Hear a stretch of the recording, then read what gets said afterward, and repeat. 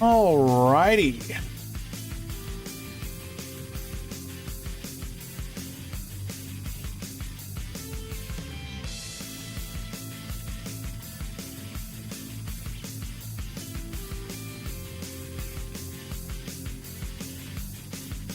What is going on, everyone? Hello, hello, and welcome. We're here for a low energy Duel Links Meta Weekly number 288. We are feeling particularly tired today. Oh my goodness. Stayed up way too late last night. Went to work. Came home. Had the Meta Weekly. We are feeling really tired. But that won't stop us. Each and every week, without fail, every single week, my bros. Oh, what do we think about Serena's drops or her rewards?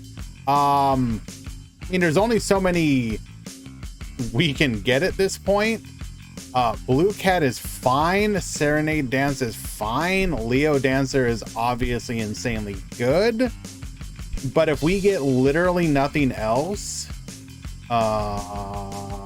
it's going to be pretty disappointing. And we're pretty sure that the leaks for her that you can find on duellinksmeta.com are accurate, which means we're probably not going to see.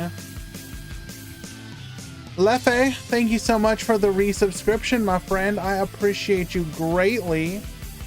Means a lot to me. Thank you.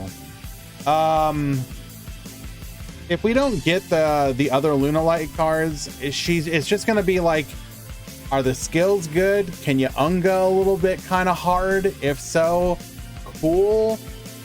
But I think the stuff that people were particularly excited for, such as the more combo-oriented version of Lunalight, they're probably going to wait to release those cards, which is a little disappointing.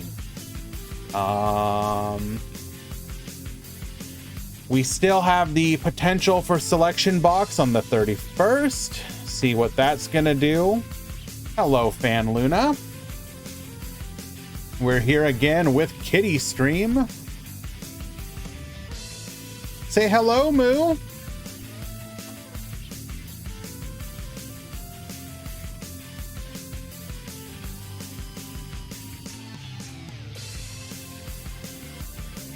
We will probably also be joined by my other cat, who is currently in the window, but I can surely imagine she will get tired of that sooner rather than later.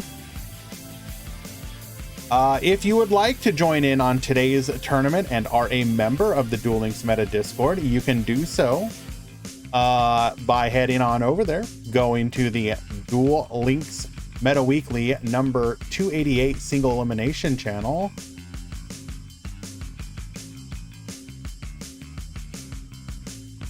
Sign on up. We should have a good time today. I am putting things into the works to be available for the August 4th and August 5th to participate, or rather stream Duel Links' Worlds. I had to put in a time off request, and most likely it'll be granted, so consider this like 90% likely that we're gonna do something during that time. It would be my first time doing it. Yeah, should be fun.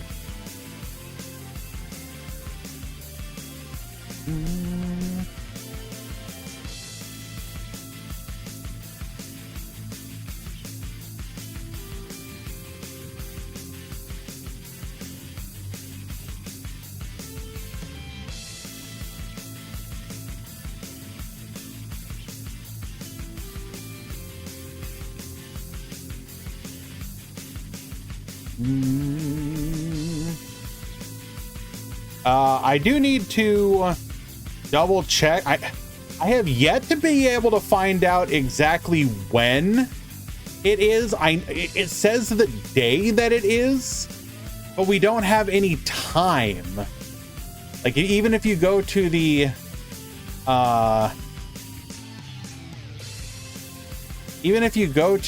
schedule, it's just like, it's on Saturday, it's on Sunday. Cool. What time? And unfortunately, does not give that information. Because I was trying to decide if I needed to take off both days. And I'm pretty sure I was gonna be able to, but I didn't want to take off like one. So I just said, screw it. We're gonna go for 3 days off. That way, on the 3rd, we can play a little Baldur's Gate 3 when that releases, and then binge that, and then 4th and 5th we can both enjoy some time off and have the world streams when they happen. Just have to like, hopefully they announce more specifically.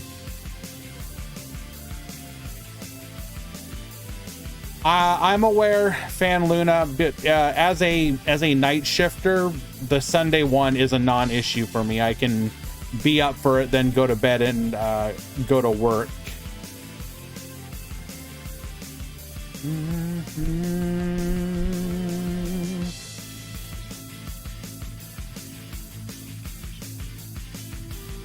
Oh. We're just a little bit out from the start of the tournament. 7 minutes until it begins. But, yeah, it should be fun. I don't know. I've never had an opportunity to do it.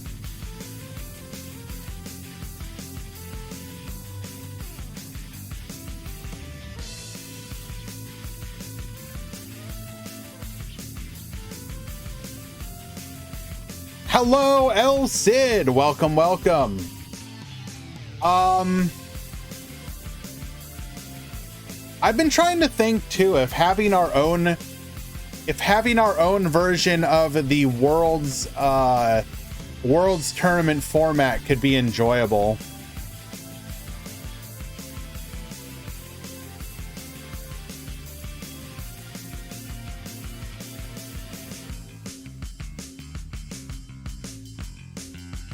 Oh, Valk, we will definitely be setting up as many people as possible. Watch party go. Definitely.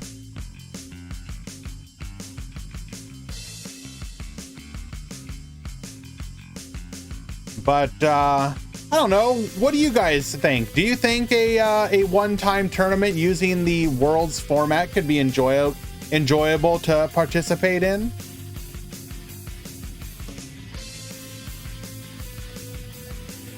Obviously, it's going to be mostly meta stuff, but I don't know.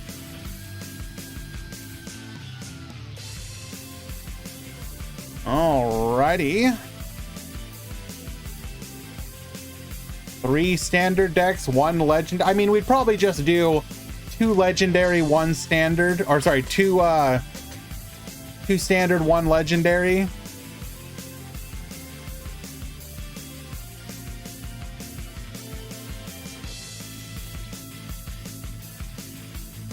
I'll have to discuss with the other mods, and I will probably see if we can set up both the Meta Weekly and the Grand Prix next week to run using the Worlds format, with 2 standard, 1 legendary. You know, just have a little fun.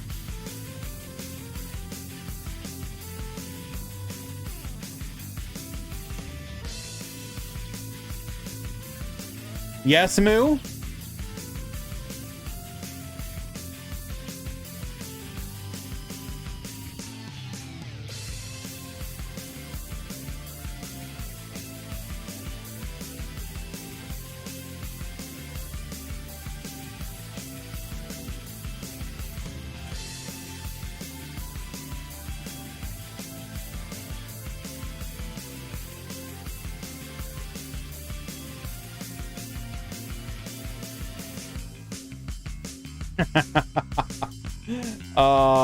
We need to fix my window. We are 4 minutes out from the start of the tournament.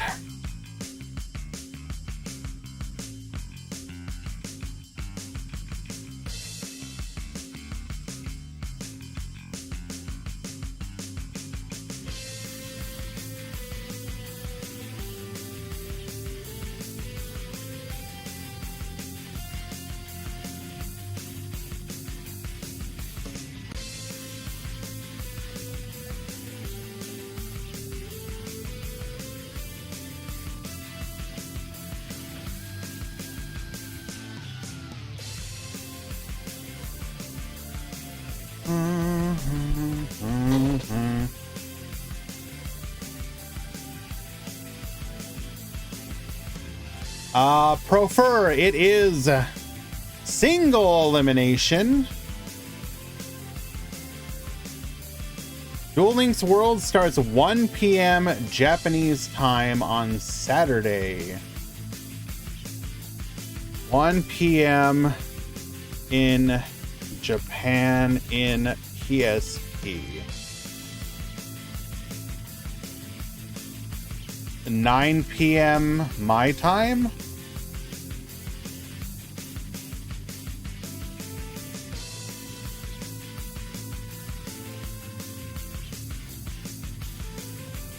Is that correct?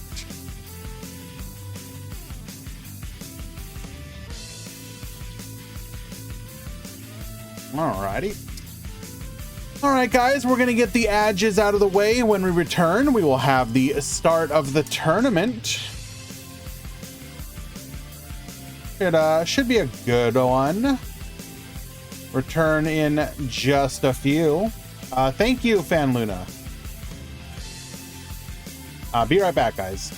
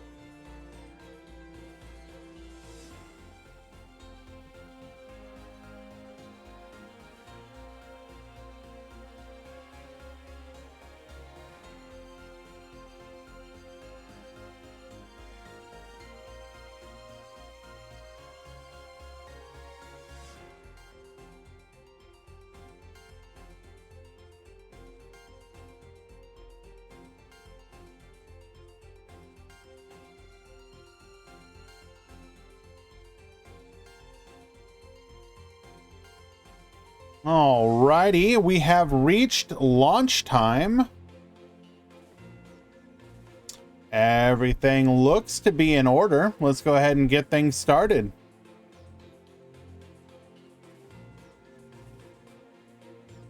Elmaz, how did you get famous on YouTube?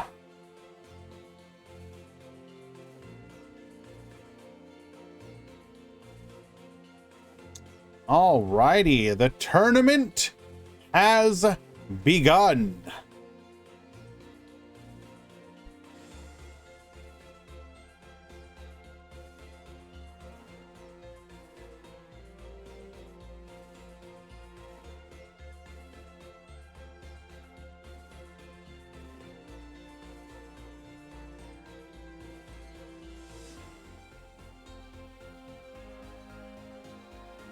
Okay.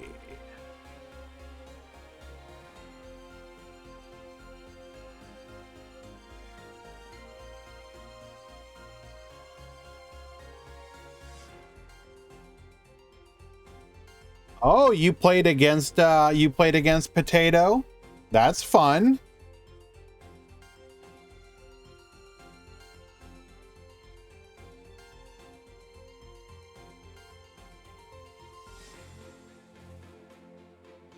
Yes. There is Moo. There is Bug Cat Moo.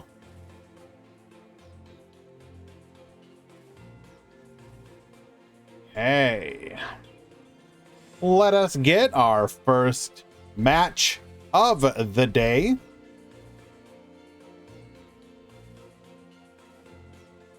Believe we should be looking forward to the tier list update today as well. Would not be surprised to not see any major changes. I will say though, hello New Wave. Xander Chu, today is the Duel Links Meta Weekly, which unfortunately you can only join if you are a subbed member of twitch.tv/dcade. However, we also hold our own tournaments on different days, and you can find information in our own Discord. But this tournament has already begun, so unfortunately, it is too late to join.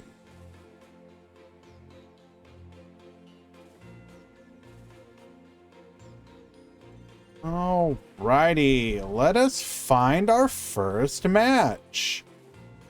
Why don't we start with a little bit of Copium? Oh, nope, can't do that one yet. The match hasn't started.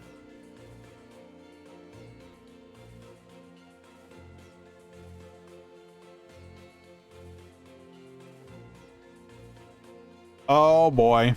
Well, we here at Duel Links Meta embrace both meta and diversity.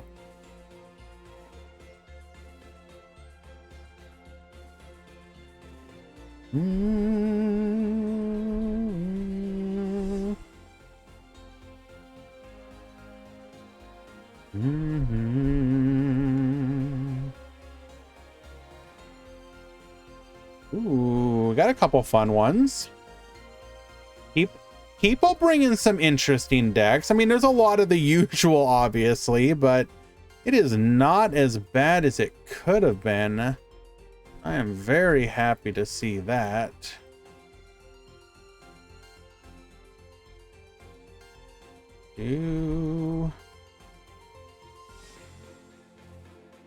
Hey. Waiting on both players to show up in this match.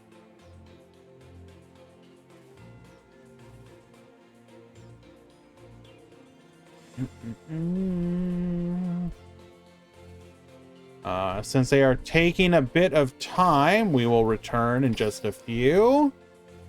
I would not expect any Cosmo. No, the decks that people have been kind of doing some interesting work with lately have been some like new versions of like Resonator using Garbage Lord to help extend. I'm kind of interested in that one. There is, what else? There's a Magistus Raging Pendulum. That build looks particularly interesting. I kind of would like to check that one out myself. There's a couple builds I want to try. Alrighty, we got Twitch Pro Fur at the top. We got Zaga at the bottom. For those of you who have been following these events as well as competitive events in general, Zaga has a pet deck that he has been playing lately, and if he is on it, we will like to see if he can actually succeed. But yeah, like there's been some surprising innovation going on. Ensu, yes, this is the Duel Links Meta Weekly number 288 every single week, bro. There's been some surprising innovations going on within the format, even though it is a solved and what people would probably describe as stale format. There's actually some innovation going on within that space. And while that does not necessarily excite people as much as new content obviously would, it is cool to see. So as soon as I can make some time personally to try some of these new decks, I would definitely love to, and hopefully we see some of them in today's tournament. Can everyone join? Ensu, this is the Duel Links Meta Weekly, which is unfortunately locked to subscribers of Decade on Twitch. This channel also hosts its own events, which you can find information of in our Discord. We host tournaments on Wednesdays, Thursdays, and then sometimes Fridays or Saturdays.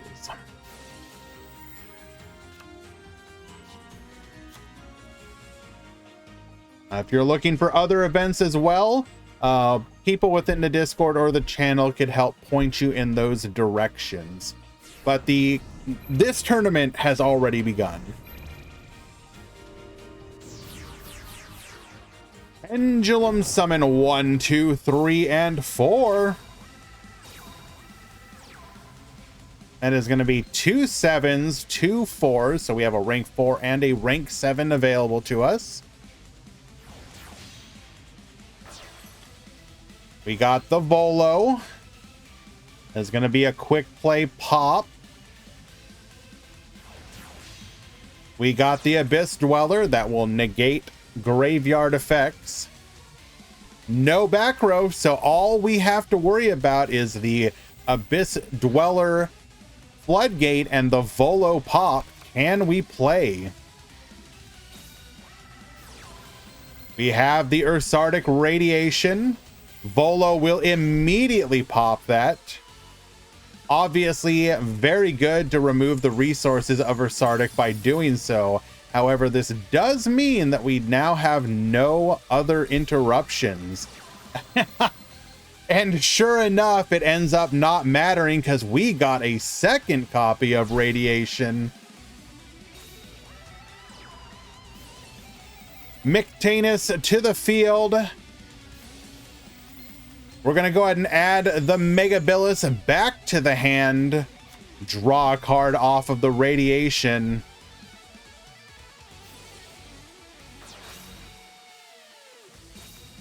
Megabilis to the field. Get Bonetian. We can rip one of the cards away from the graveyard. That will be the Orcust Nightmare. Although we do have a second one available to us. Wait, do we? No, that was... So we just have the Symbol Skeleton.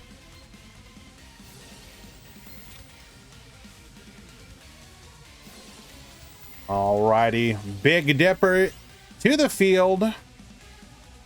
Gonna go ahead and summon from the graveyard the Megabilis once again, using the Big Dipper's effect to use material in the graveyard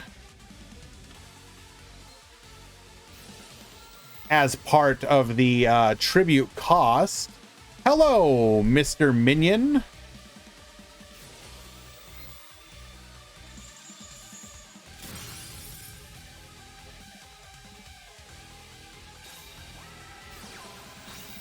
Departure effect is going to get us 2 more from our deck. We're going to be going after ones that we have yet to summon. That will be the Mick Polar and the Mega Polar. We should just have lethal on board here.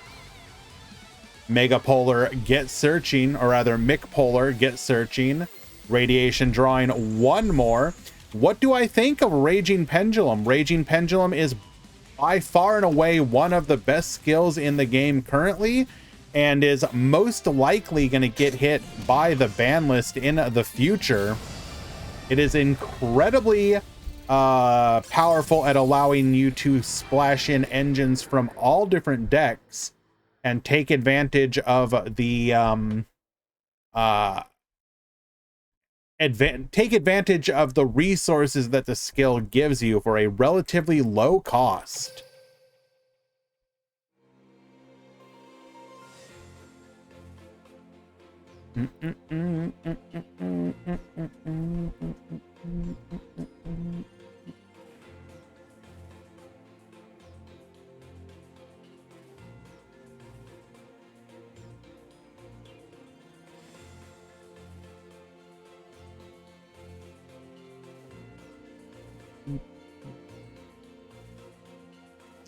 Alrighty, Alia and El Sune, you need to check in.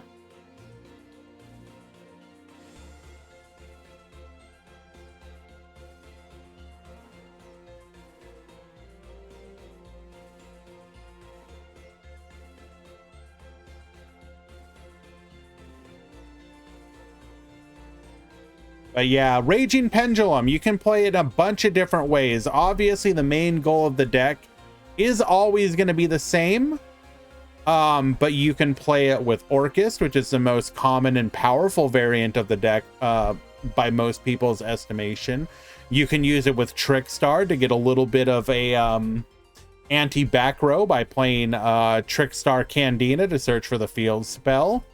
You can play it with what are some of the other variations that we've seen? You can obviously play it pure. We've seen a Magistus variant.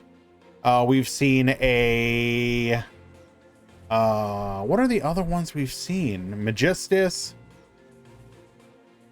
I guess it's kind of it right now.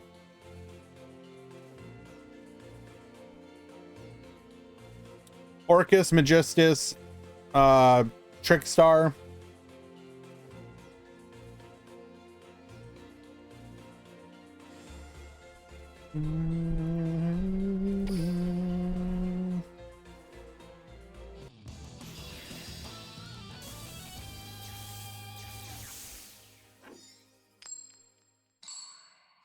They lose the polar bears though. Sometimes one deck just draws all the outs, you know? Alrighty, Zaga will draw Radiation once again. Going first here, Mictanus activating, returning the Mega Polar. We will draw off of the Radiation. Activating Departure. We're going to go ahead and discard one, searching for two. That will be Micbillis and Megatanus. Radiation effect, get searching.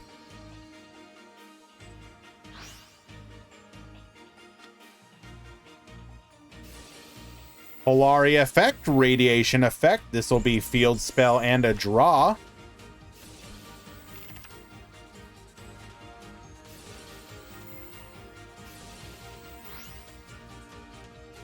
Grand, having in mind that you have to set 2 scales to activate the skill, do you consider it unfair, as some may be calling it, besides the Orcust usage, of course? I would say it's very close to being fair, like pure. Like if you were to ask me, how do you balance the skill? One, you give it some kind of restriction of the cards that you're allowed to play, or if you do want to continue to keep it relatively free to play with a bunch of different decks, I would consider having some more extra deck restrictions instead of main deck. Or on top of this, you could do something like, I don't think it needs to give you a free level 4 when you activate the skill. Because currently when you activate the skill, you get one of 3 level 4s for free. If you removed that part of it, that might be just enough to kind of tone it down a little bit. Alrighty, we are going to end the turn with 3 tokens on the Big Dipper. Grand Chariot, which will give us the ability to protect one of our cards once per turn by tributing.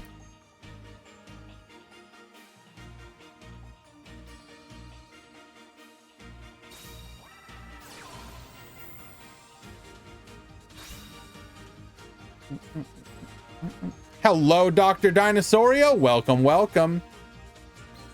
We've got the Harp Horror Pendulum Call, searching for a copy of Dragon Pit and Oath Dragon Magician.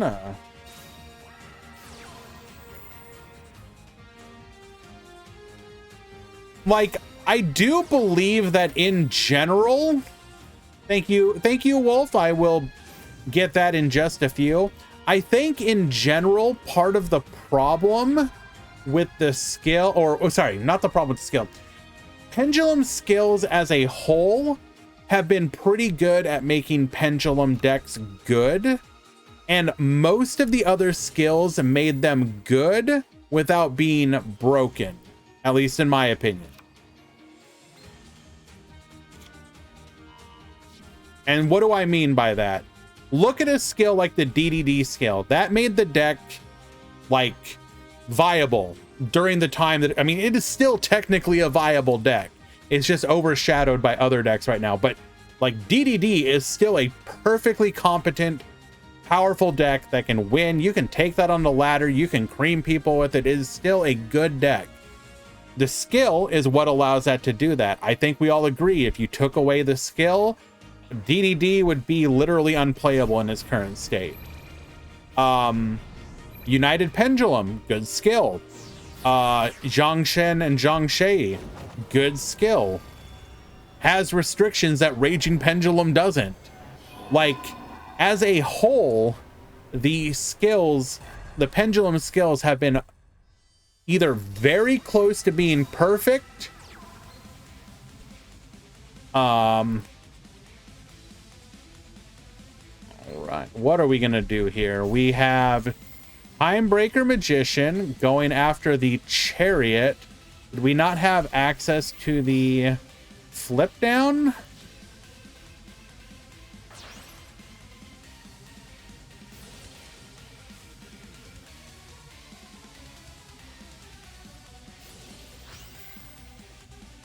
We do have to keep in mind that Dragon Pit at any point can now pop the Big Dipper.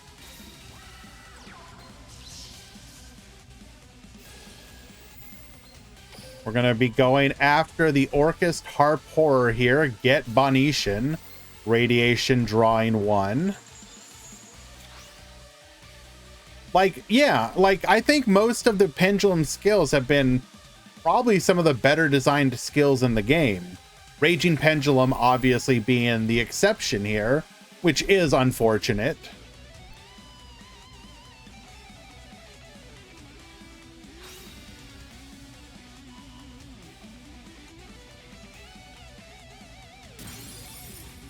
Say goodbye to the Big Dipper. Brawl Combat Joker to the field. Get searching. This will open up a rank 4 play to us.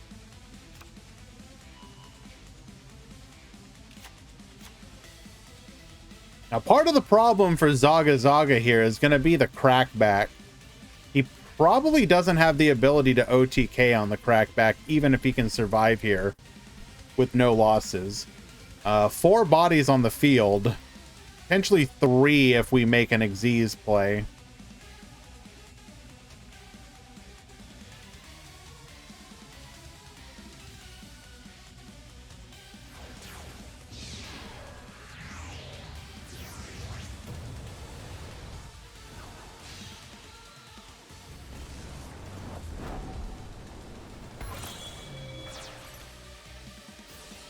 Megatanus effect. Get flipping.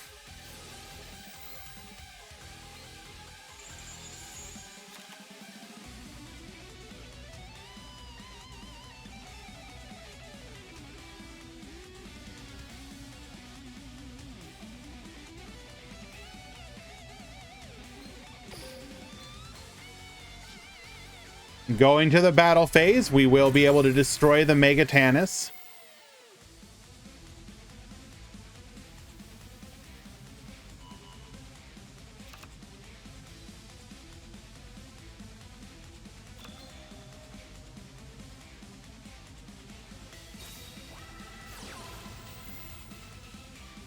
Activating the slider.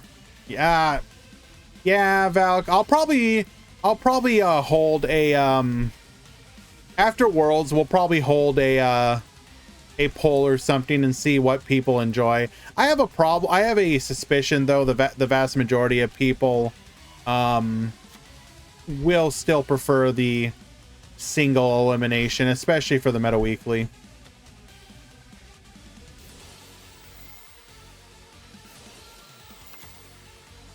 Activating another copy of the field. Wait, no, does it get it from the graveyard as well?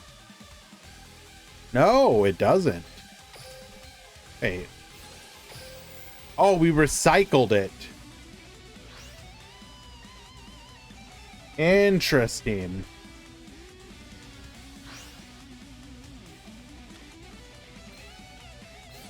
A second copy of the Grand Chariot. Get poppin'.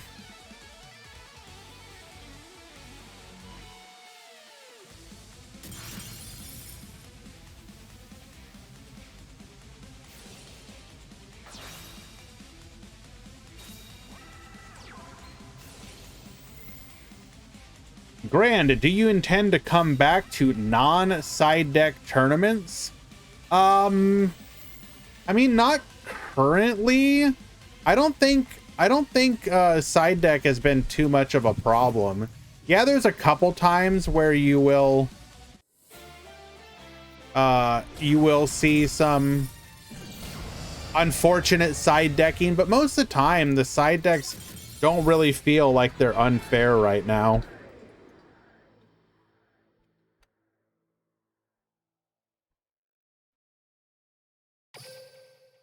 Let's go Apex time.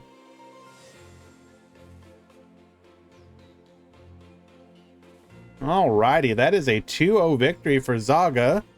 Well done.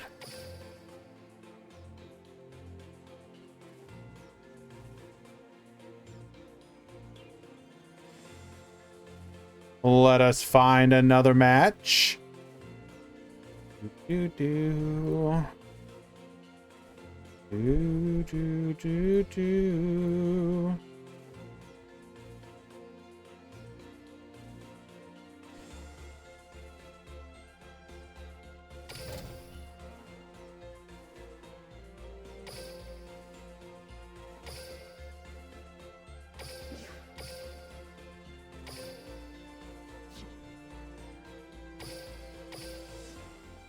Alrighty. We got ourselves a new match.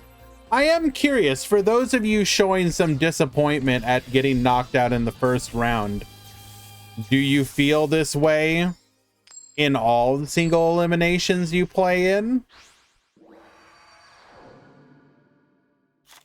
Duel.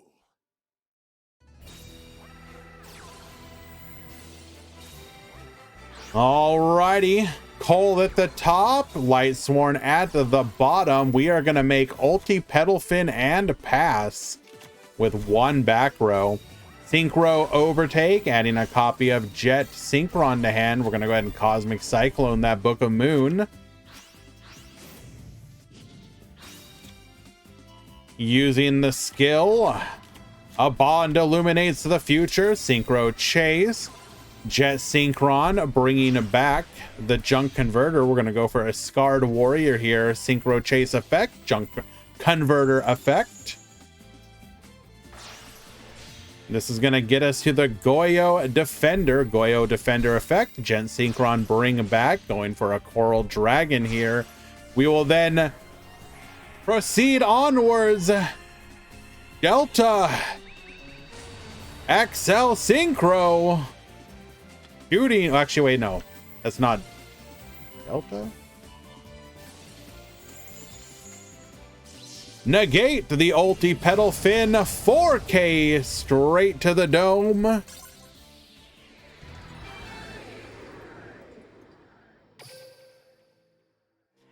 Hello, Wila bro. Are you gonna do action duel tournament? Well, unfortunately, Wila bro, we do not yet have the ability to do that. We have mod call or something? What's going on here? Konami has yet to add that functionality to the duel rooms. Hopefully they do sooner rather than later, and if and when they do, you better dang well believe that we will hold some action duel tournaments.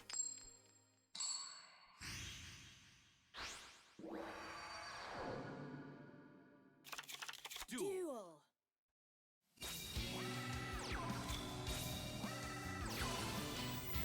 Light Sworn. Full reported 22. Light Sworn, my guy, are you there?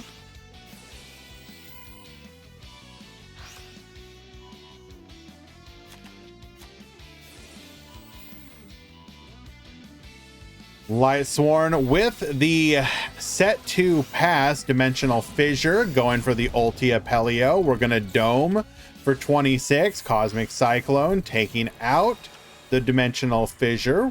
We're gonna activate our skill here, adding a copy of Jet Synchron to hand, Synchro Chase, Junk Converter, adding a copy of the Junk Synchron to our hand. I'm guessing that back row is gonna shut us down. No, not yet. Scarred Warrior, Synchro Chase effect, Junk Converter effect. What deck did you enjoy playing the most in all of Duel Links' history? That is a very hard question to answer because I have enjoyed many different decks. How many cats do I have? Myself, 1.5. 1.5. How many are in this house? 4.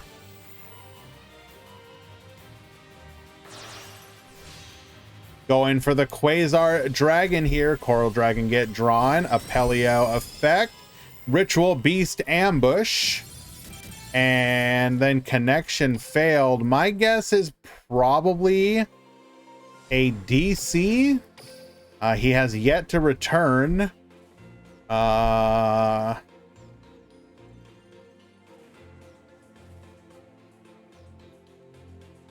Perhaps internet just died. Ordered at 22. It is now 29. We have yet to play. Can you get to King of Games with Dark Magician still? Probably. We're just gonna have to rule this one for Cole. Ends at 22. No response to the ping. Yeah, well, unfortunate for Light Sworn, but we cannot make Cole just wait. So we will go ahead and award a Game 3 victory to Cole.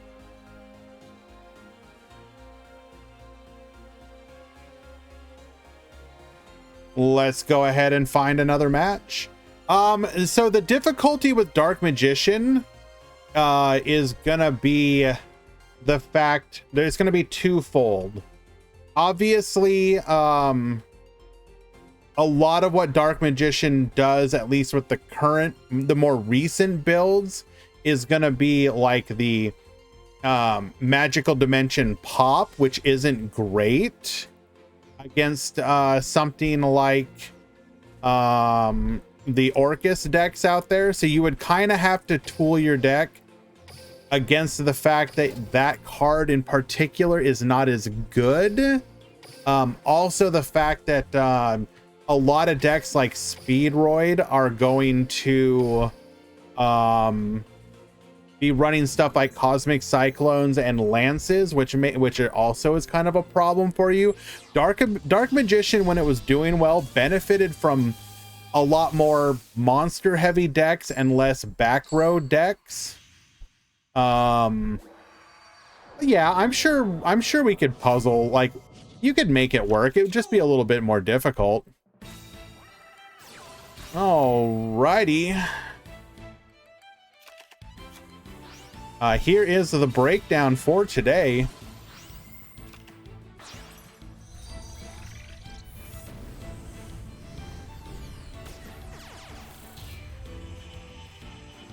So this cat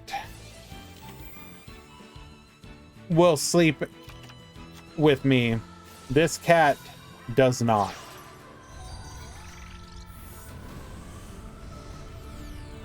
Yes, cat.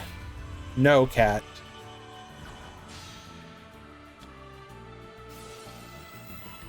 Alrighty.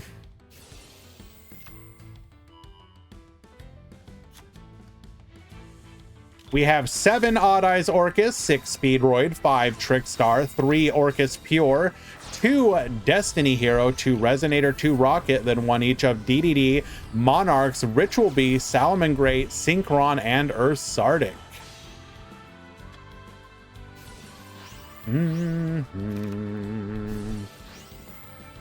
All right. We have Shay versus Hendo. That board for Shay, not particularly good looking. Hendo is going to take game number 1 relatively unimpeded. So we will be going to game number 2.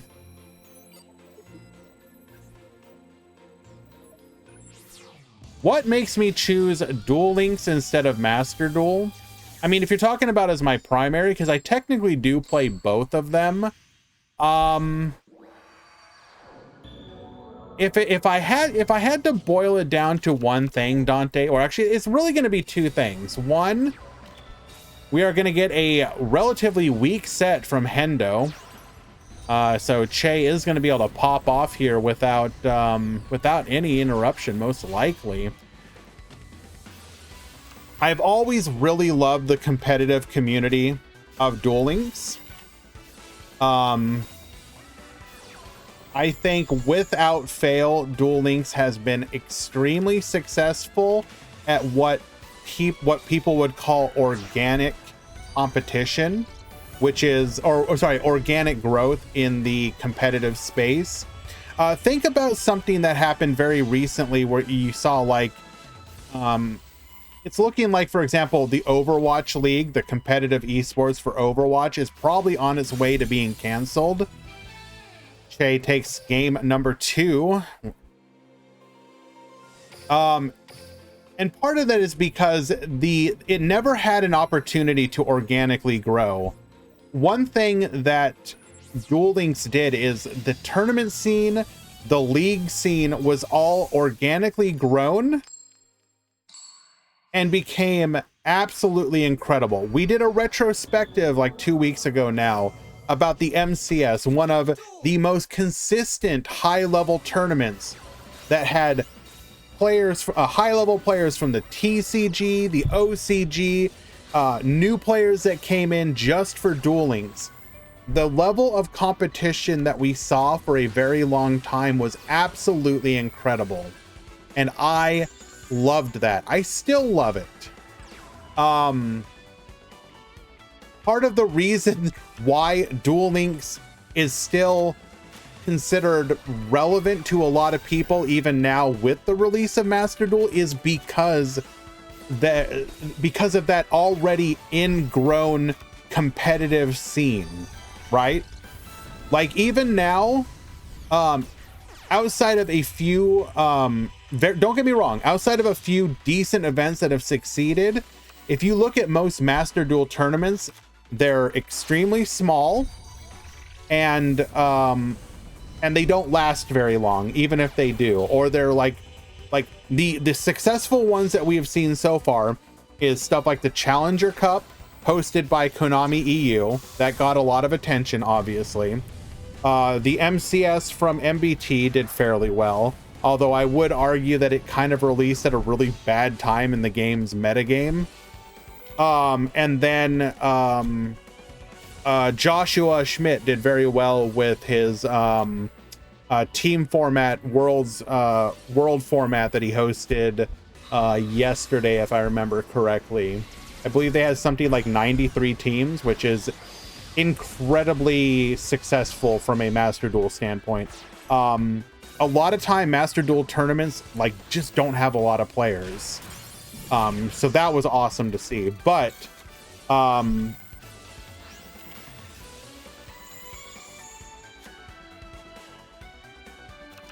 So I really like the competitive scene.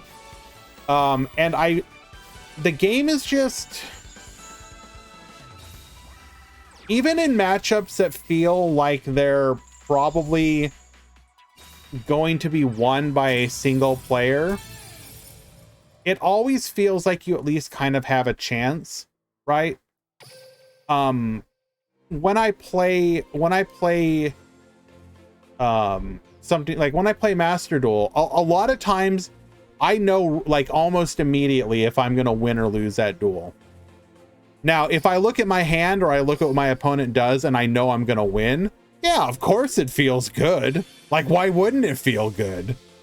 But there will also be those matches, and it happens way more than I would like prefer, which is these matches are just like, I just know I'm gonna lose from the get-go.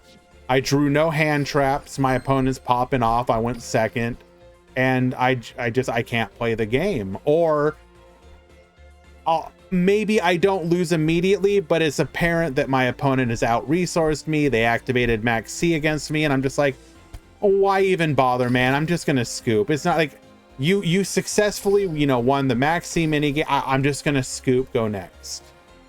But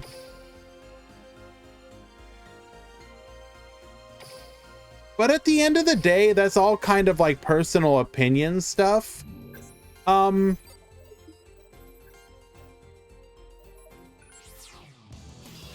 If I'm being completely honest,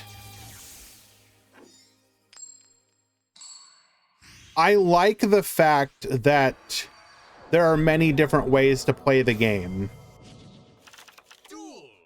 In a perfect world,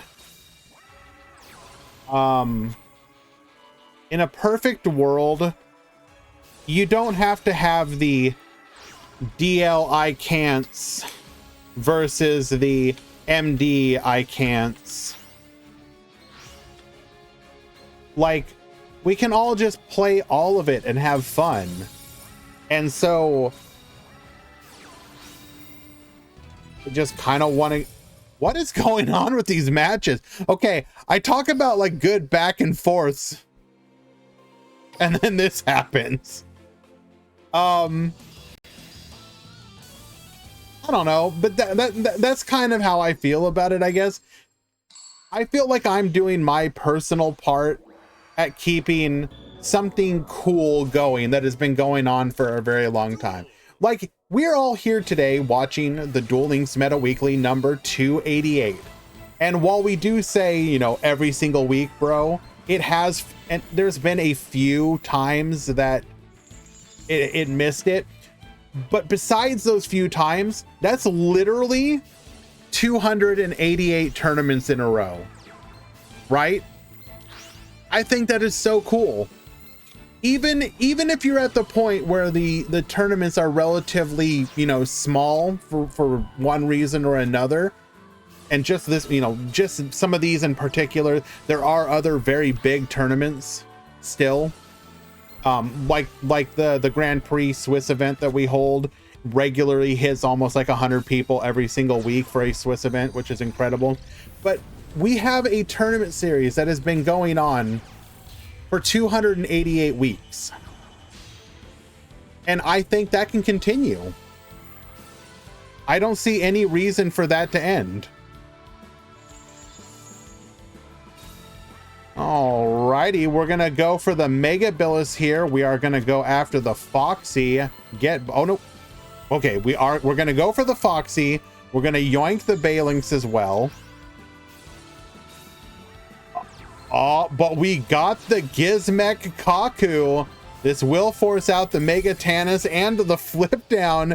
Zaga will win. Shay just unable to play through it. This will tie things up and put us in a game 3 situation. But that said, like, in my free time, I still do play Master Duel. You know, I have my freaking my TCG decks. Here's my, you know, my Labyrinth deck. IRL. I've also got over here.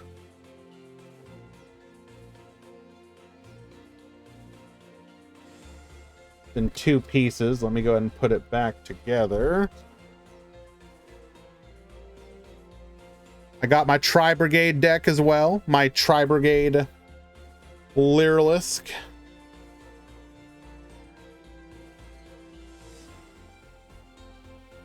So I play all the different formats.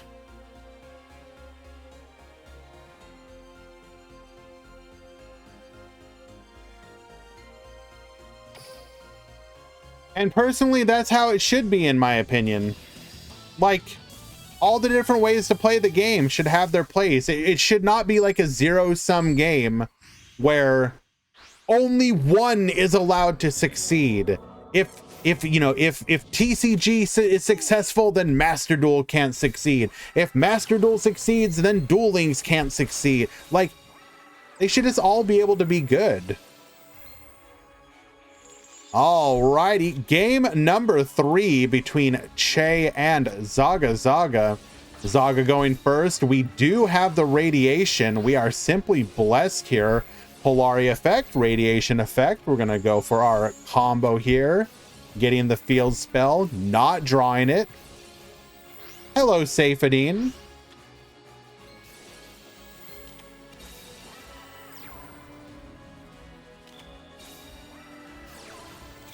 Elmaz, that's not going to happen for 2 reasons. Reason number 1 is, why would he continue to fund an event that you like? The whole point is what he is doing is running. He is hosting prizes for both Master Duel and Duel Links tournaments, and most likely, I don't know for sure, I'm guessing, assuming that Rush Duel is fully playable, you know, in its own Rush Duel format, come September, I guarantee you Decade will probably host Rush Duel tournaments as well.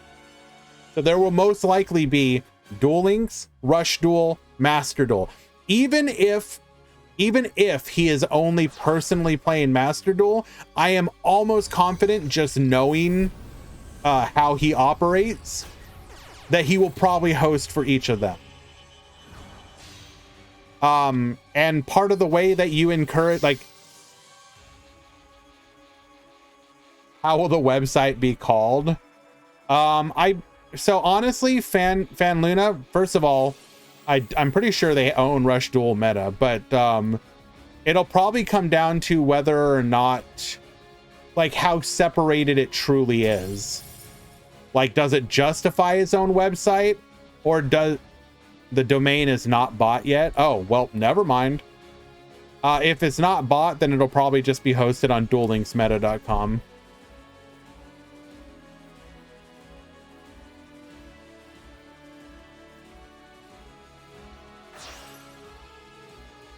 Yesterday, I asked Gia if they would make a marathon for Rush Duel release, and probably they won't. Okay, sure. But Draghino, my guess with that would be Security Dragon effect negated by the Septentrion. We are getting floodgated out by the Septentrion. Incredible. Oh, poor oh no. Literally losing to the floodgate. Oh no. Not like this.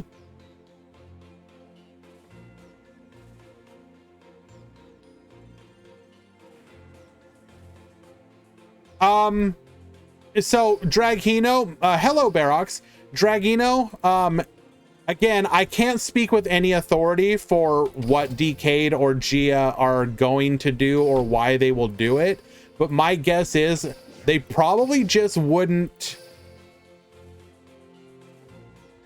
They probably just would not have. They wouldn't do it for any game at this point, not currently. They probably wouldn't even do it for anything Master Duel related.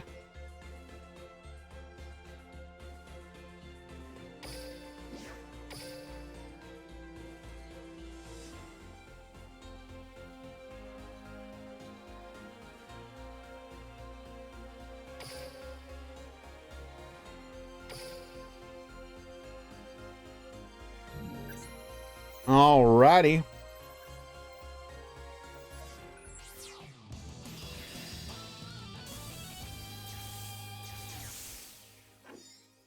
Do you think anyone other than Decade who does stream Duel Links and makes a copy of Meta Weekly, i.e. need to sub and enter, they would get as many entrants as current Meta Weekly? I think there's a couple people who probably could, just nobody like English speaking. Renan Sparrow, I believe he's Brazilian. Don't quote. I'm pretty sure he's the big Brazilian Duel Links streamer. Like whenever he streams, he still regularly gets he still regularly gets like 400 to 500 people. I'm sure he could probably get, yeah, Renan Sparrow. Some of the big Japanese players, like I'm pretty confident someone like Soon or King Halo probably could.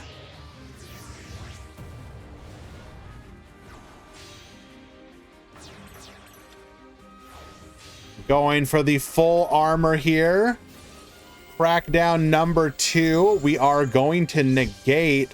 Here's DDD, just like we were talking about. Command of the Doom King, Sevathubi, will surrender to the oncoming threat of the different dimension demons.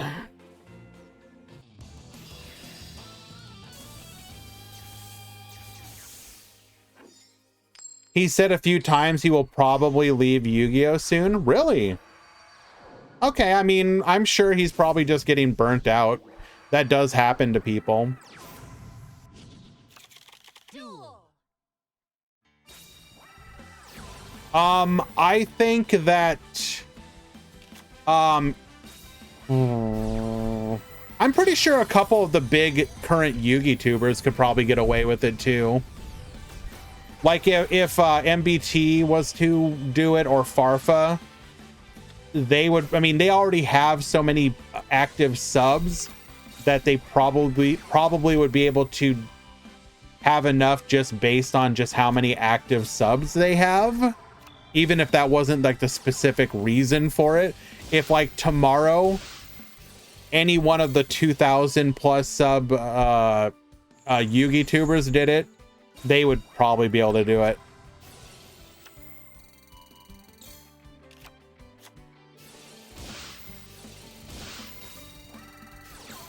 Activate Orthos here. Orthos get poppin', taking out the Ice Dragon's prison. We're gonna go for our Flame High King Genghis. This does shut down the other back row card. Ragnarok effect, get Bonishan, going for the Cypher Dragon here. Cypher, ooh, this is kind of dangerous though. That card is activatable.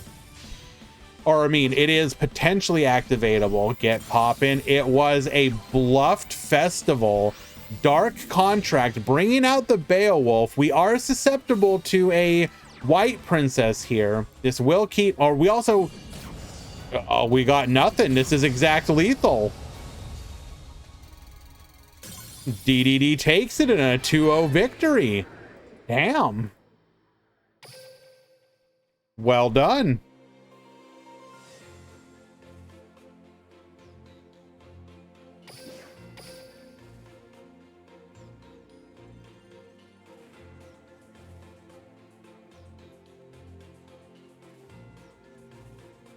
Alrighty.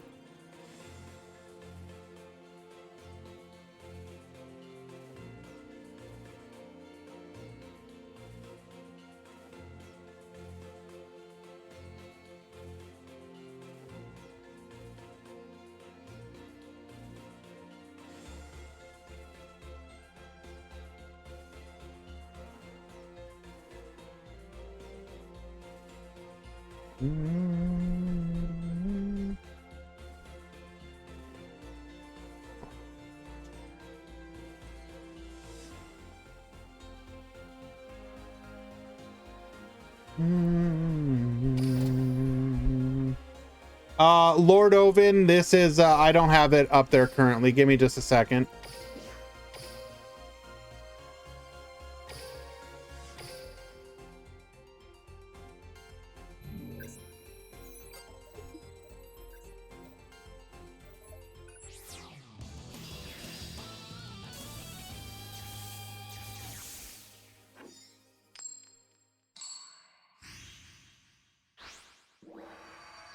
Edit combo breakdown.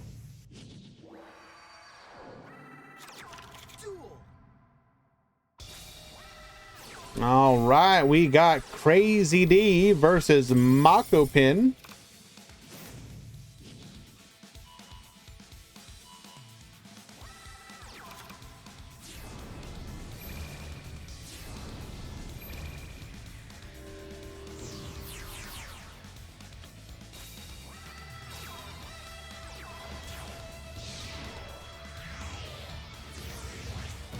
Desmune, are you sure about that? The few times I've seen MBT actually talk about Duel Links, he seems to enjoy it. I think he mostly doesn't focus on it for like what he views as like, that is not what I meant to do.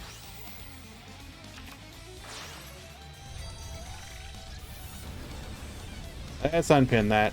I thought he said he... I kind of got the impression otherwise. That it was more an issue of just like... the same thing you see from... Stop it.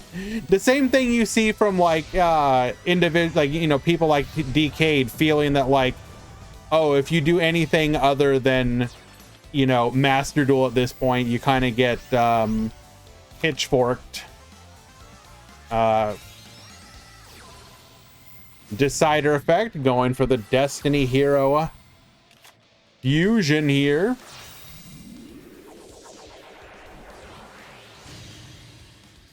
We are going to go for Dangerous Beatrice to get flippin' off of the Crusader. A dangerous effect, sending the Plasma.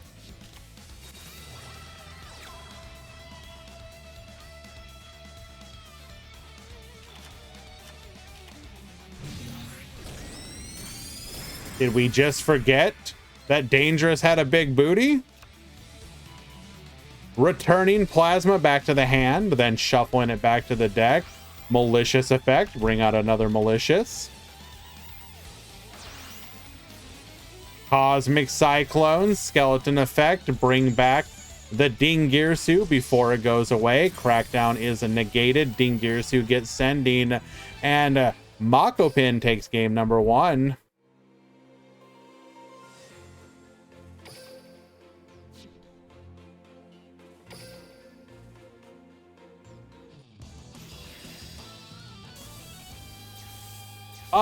Actually, so if you're talking about Harpy format, I believe the Law YGO actually did a video on that format. Let me see if I can find it.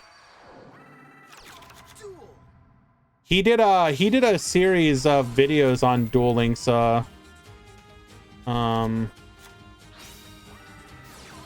Yeah, here we go. The History of Duel Links, the Zexal Era Part 2.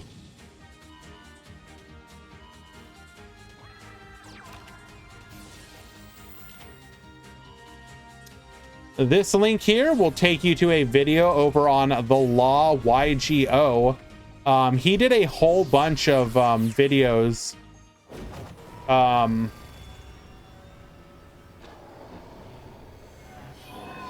about the various histories of the Duel Links metagame.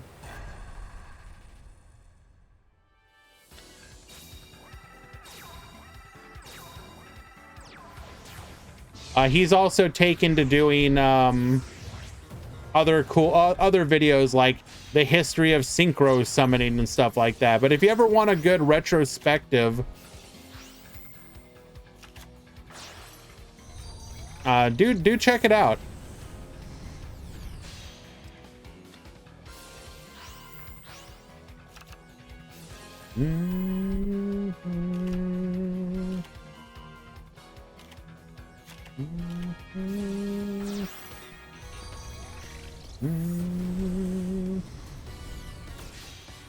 Hello, Reseline. Simple skeleton. We have the classic setup here. Decode Talker into Dingirsu into a Beatrice. A good luck gamer. This is an especially hard matchup for I was gonna say, do we already have the Plasma would have been pretty huge there. Malicious into a Beatrice of our own. Beatrice effect, sending the Weathering Soldier. Excuse me? What is... Okay. Interesting, interesting. Hello, Shalnark.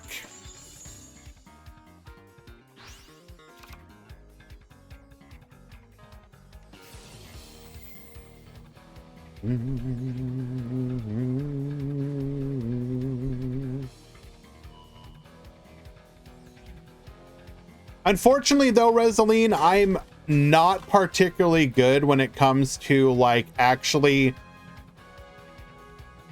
perfectly remembering things. Like, my recollection will always be like 80% accurate.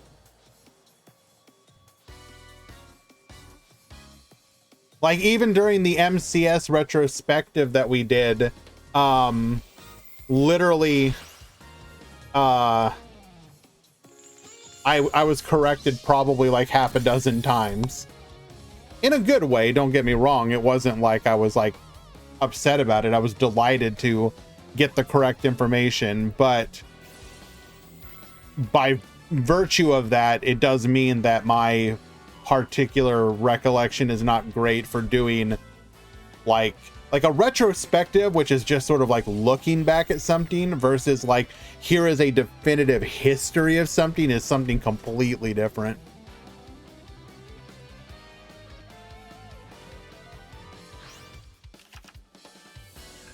Shelmy and Necromancer, you need to check in.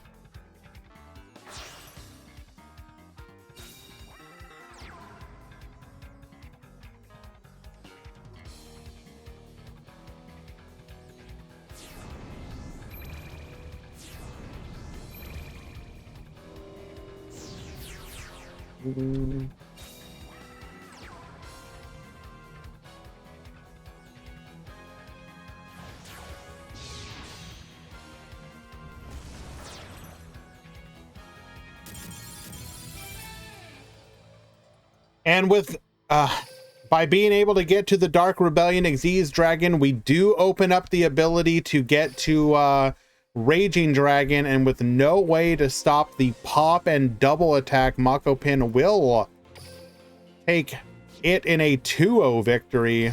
Well done.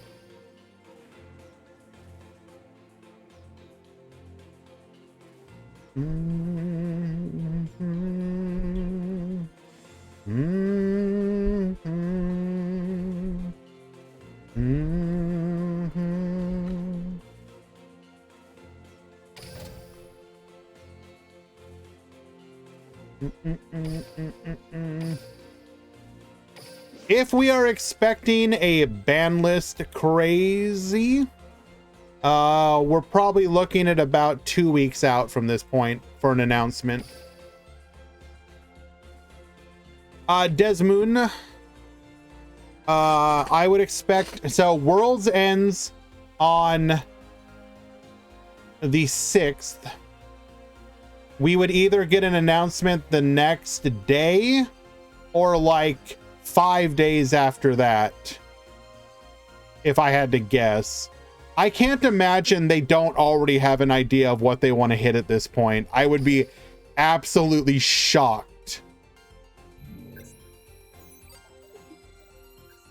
Like, surely there's no way that they don't know what they want to hit, how and why yet.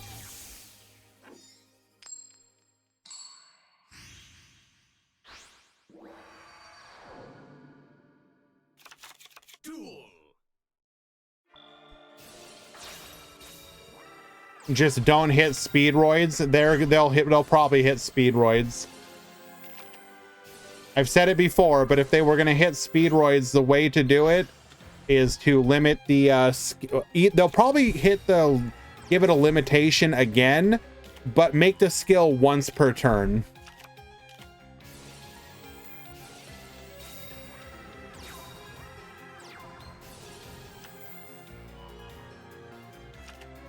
Adding slider to hand, going for the Archfiend here. Megatanus get flipping.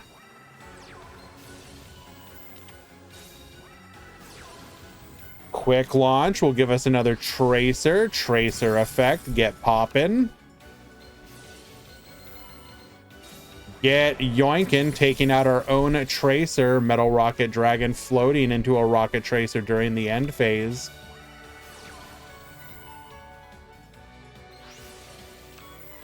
Don't make limits anymore. Limit 2 double yo-yo is way too much. Elmaz, you're joking, right? Mega Polar Effect. Big Dipper, get Bonish. Oh, wow. So by activating Big Dipper, we banished the one that we were targeting. So we... Oh, wow. That's a very good use of the bestial-like effect there. Well done.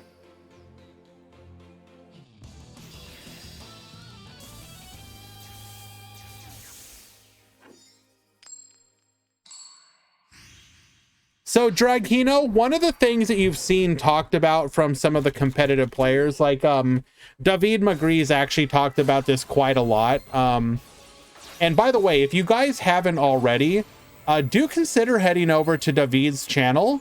He's been doing some interviews with some of the world competitors.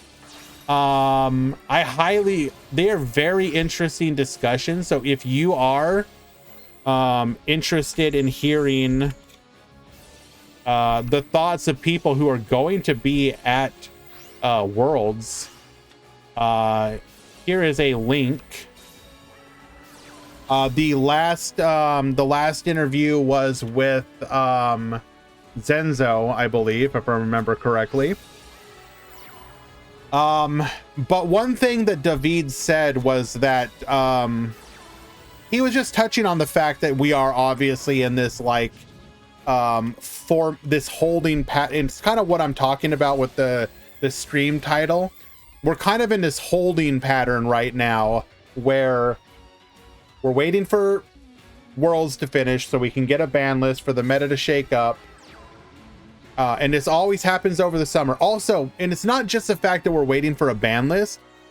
Once people have been selected for Worlds, when you no longer have KC Cups to look forward to, when you no longer have the WCQ to look forward to, the level of competition naturally drops outside of some of these events, for example. However, what you will see to a slightly increased degree... Really? Just isn't able to make a play here and scoops it up. Zaga continues the bear domination. Damn.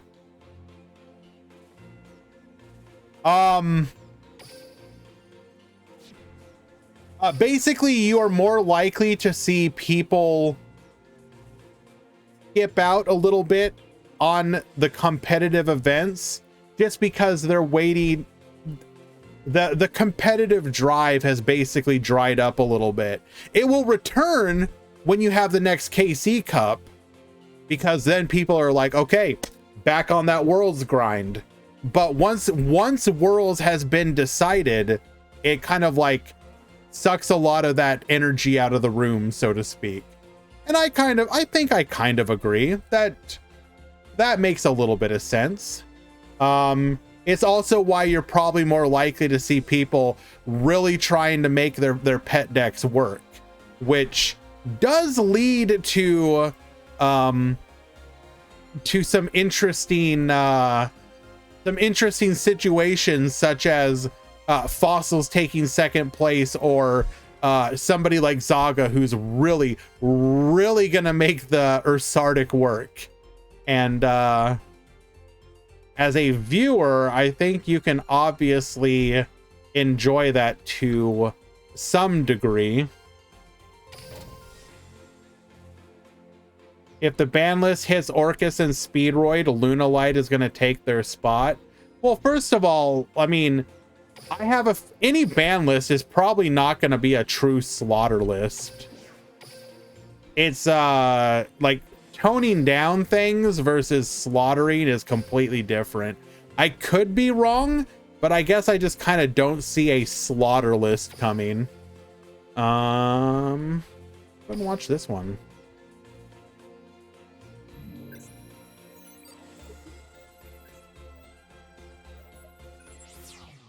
I could be wrong. I could be wrong.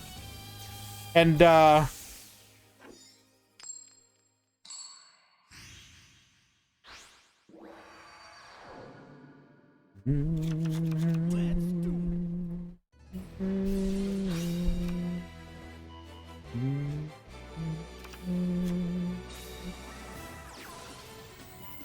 alrighty, we got Cole at the top, Corden at the bottom. Dimensional Fissure, Ulti Pedal Fin. Okay, good luck, gamer.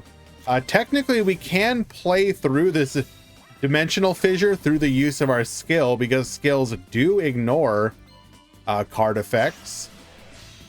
Going for a Clear Wing Synchro Dragon here. We're going to activate our skill. Going for a Crystal Wing. Taka Tomborg. We're going to attack in, get in for 1200 and pass back to Cole. Hyper Effect is going to be able to look at the top 3, add one of those to hand. We're going to take the Cosmic Cyclone. Cyclone on the Dimensional Fissure. Attack 1, attack 2, lethal.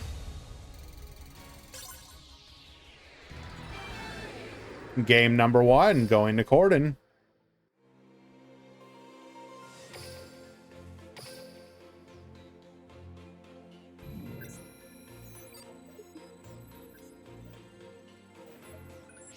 Cole and Kaitos, you need to check in.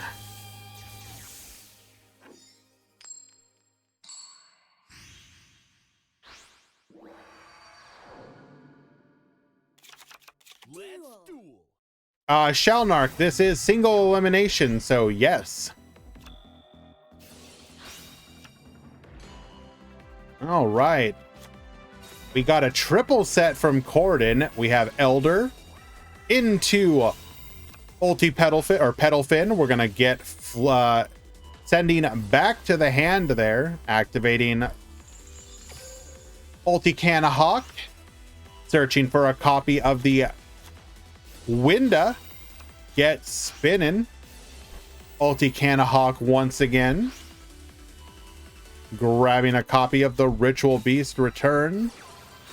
Bring back the Canahawk. Get sending the Apelio. Bring back the Apelio and the Zephyra. Attack 1, attack 2. We got nothing.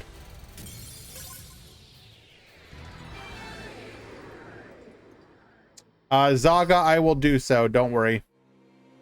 It shouldn't be too terribly long. Well, I'd guess like maybe 30-ish minutes.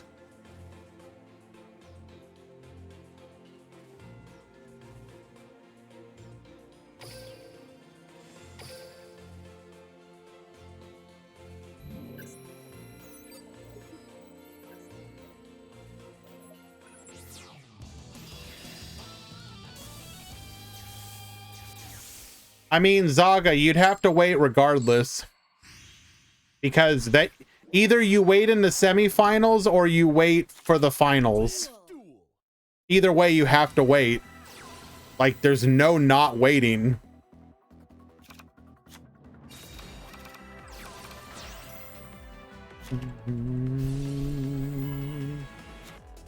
Right now, we have 2 matches in the top 16. Both of them about 20 minutes in.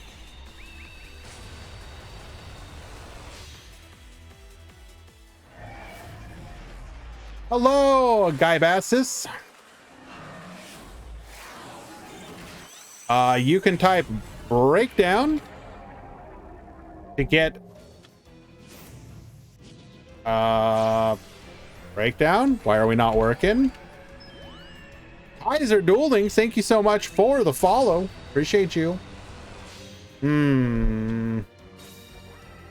Why are you not working?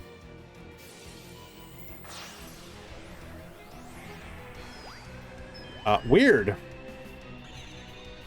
Edit com breakdown. Is Nightbot just dead?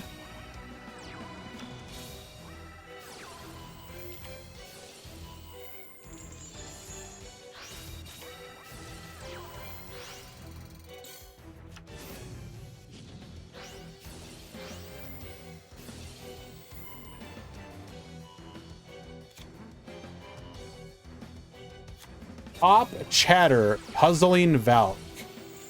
What the?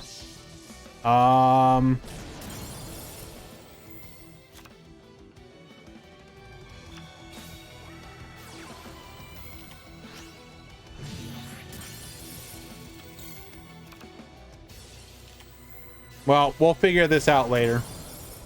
Alrighty. Double yo-yo going into a Kite Drake here. Kite Drake effect negating. Doming for 25. We are at 200 life points. Our opponent has 2 back row. We have successfully taken out the Crystal Wing. We draw into Lara. Lara effect. Bring back the Winda into the Ulti Apelio. Activating Sealed Tombs. We're going to attack in. Ulti Apelio effect. Get floating. Take out the Lara. Apelio, get Baboostin. Ulti Canny Hawk. Canna Hawk effect. Do you think Battle and Boxers will be any good? I would be shocked if they were. But who knows? You never know. Maybe they really want to make it work somehow. Elmaz, yes, question. How did Ritual Beast out Book of Moon did into defense position, then beat over it?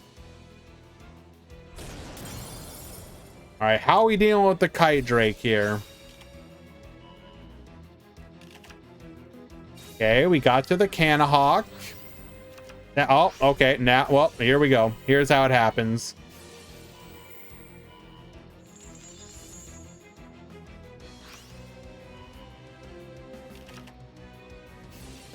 Pedal fin, get spinning. Attack 1. And both of those back row are just... What is it? Cosmic Cyclone? Dead Cosmic Cyclones? Well done, Cole.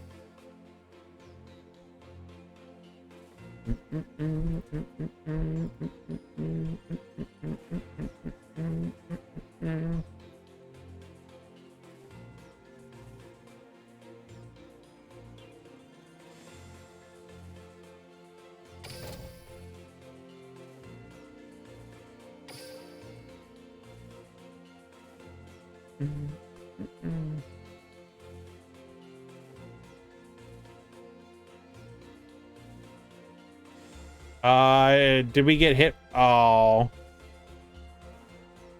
Well, PTRG. Wait. No, that can't be it. You're literally subbed. It can't be the reason why.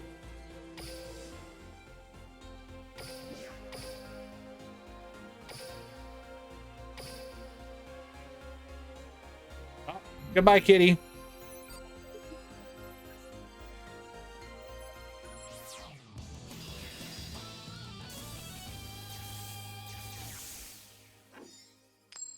All right. Do you think Konami will make more Cosmos support in the TCG OCG because we didn't have support for almost 10 years? No, probably not. I mean, if they do, it's going to be like unexpected support, why am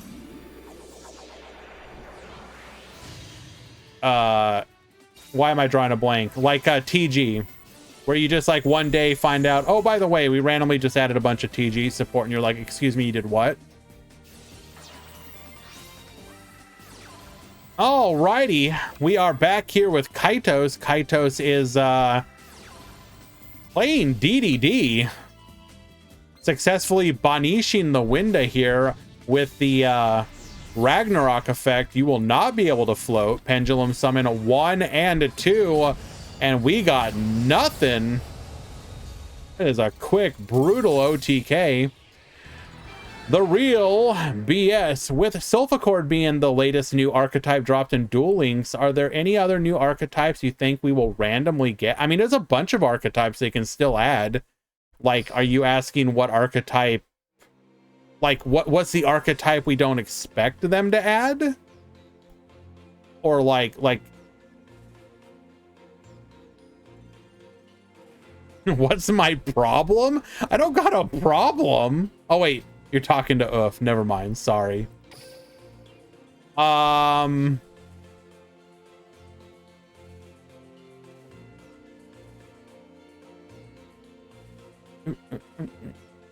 Like, I think the next archetype that could potentially do good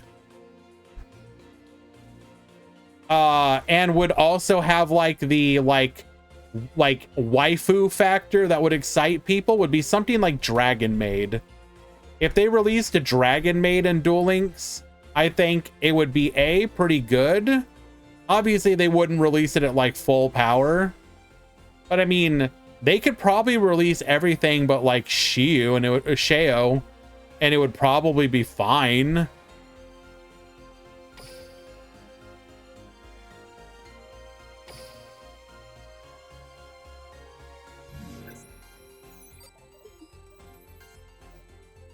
So no fusions? No, I think they could do House Dragon Maid.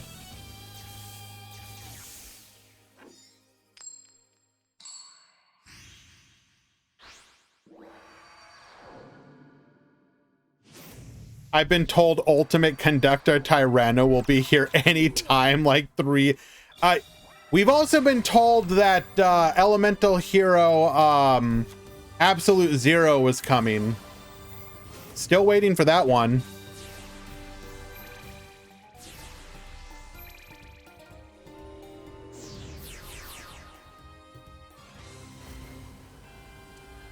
All righty.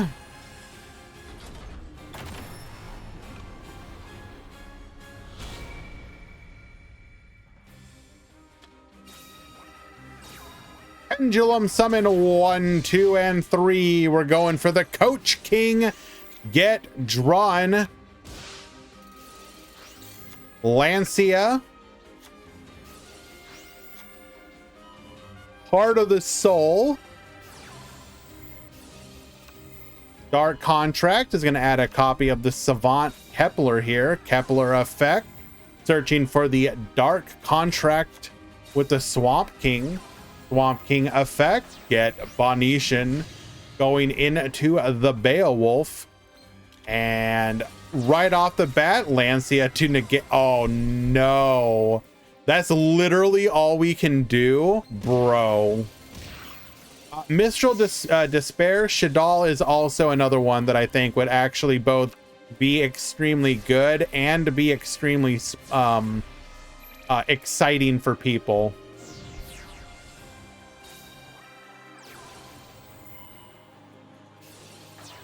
Ragnarok effect. Bonetian the Winda. Attack 1, attack 2. Lethal.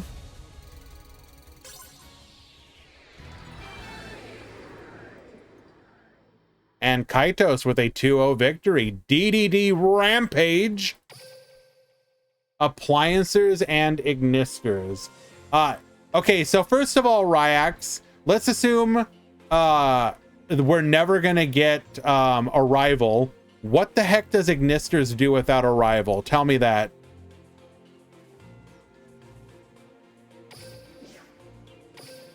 No dangers, please.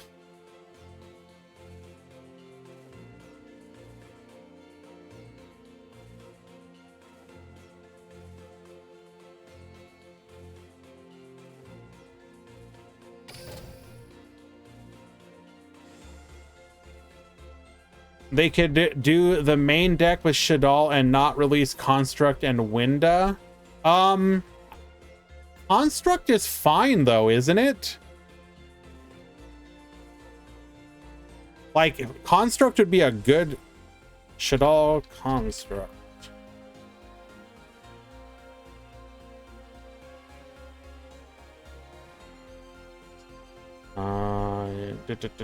At the start of the damage step, it discard. Yeah, it just defeats special summoned monsters. Who cares? Like, it's. Oh no, constructs on the field. Dark hole. Anyways. Compulse. Anyways.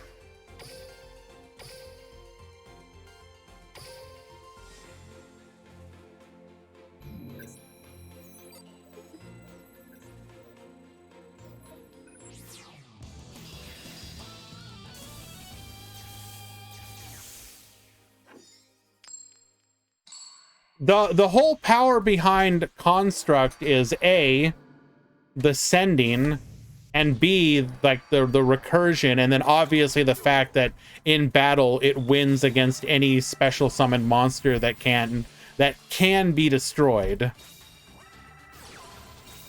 Now it's a perfectly fine card.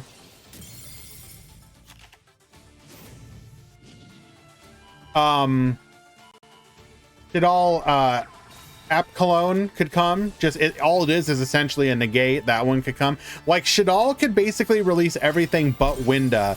If they released Winda, it would have to be at 1, and even then it would probably be a problem, but maybe not.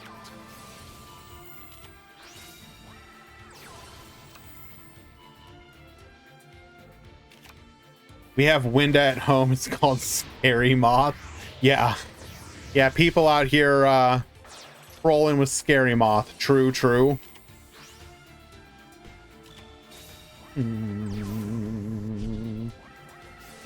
Oh, yeah. Going for the Ferocious Flame Swordsman here. Malicious effect for another copy of Malicious. Polymerization into a Dystopia. Dystopia, get burning. Gonna go ahead and add the Plasma to hand here, returning it. Malicious effect for another Malicious. Dystopia, get popping. Destiny effect to Baboos. We're gonna take out the board. Dome for 3,000. Not quite lethal. Dystopia, pop the scale. We got the Wisdom Eye. Wisdom Eye getting us back to a copy of the scale. Oh my goodness. We are gonna add a copy of Odd Eye's Pendulum Dragon to the hand. Pendulum summon 1, 2, and 3. Oath Dragon returning the Wisdom Eye to hand. Bro, how do we lose this one? Rebellion. Oh, wait. Can I guess how this goes down? We're going to wipe the field. Ferocious Flame Swordsman's going to trigger. It's gonna bring back Dystopia. Wait, Dystopia wouldn't be able to pop then. Can we bring back anything else? We're gonna bring back Decider. No, that won't do anything.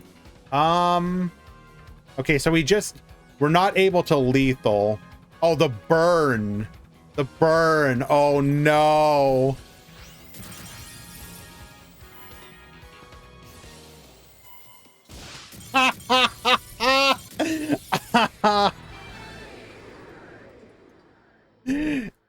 Beautiful.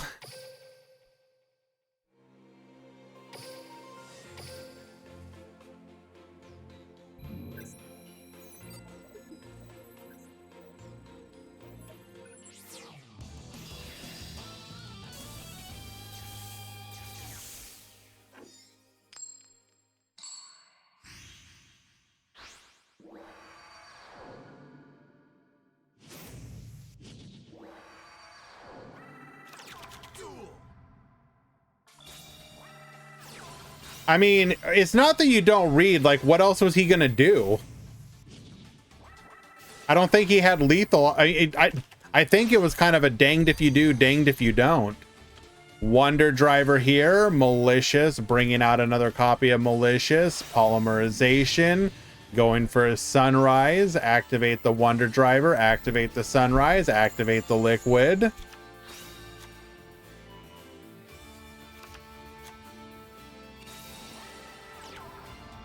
Triple set the back row and pass the turn. We'll start things off with a Scroll Combat Joker searching for a copy of the Wisdom Eye Magician. We're going to then activate the Summoner's Art, adding a copy of the Dragon Pit. Scale the Wisdom, scale the Pit. Cosmic Cyclone, the Wisdom Eye, get out of here. Summoner's Art, going for another copy of the Dragon Pit, not running. Okay, we're going to scale the Gallant, Cosmic Cyclone number 2. Scaling the Dragon Pit? What? What? Just to get a body on board? Get pop in that back row, and then we just... Wow. Double Cyclone, ensuring that we did not have a low scale. Welcome back, Moocat. Good to see you.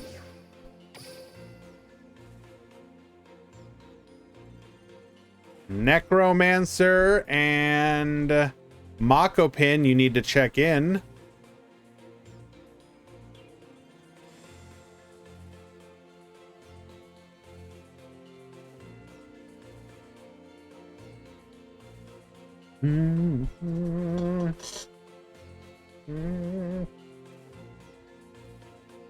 Hello, Moo.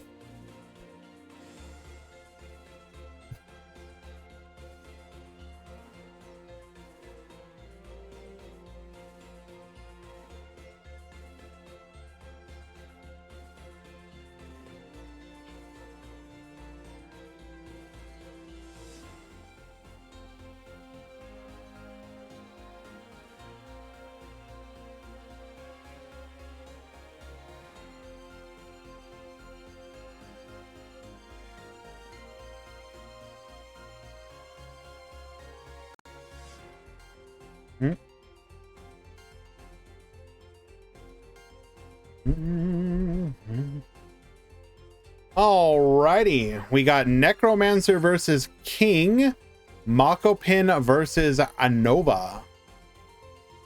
Whoever starts first, we will watch.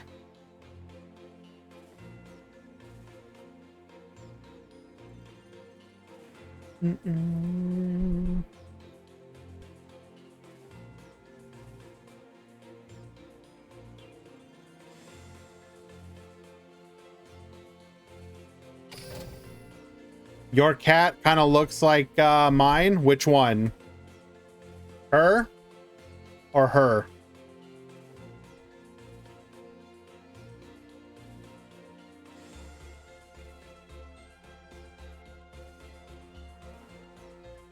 Moo. Hi.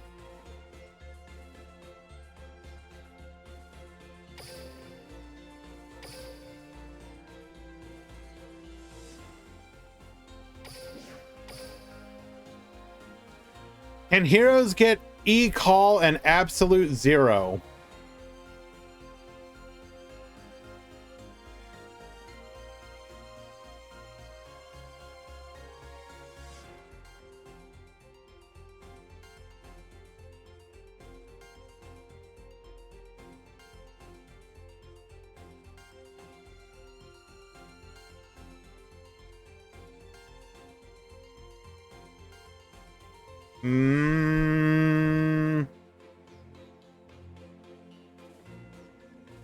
Probably.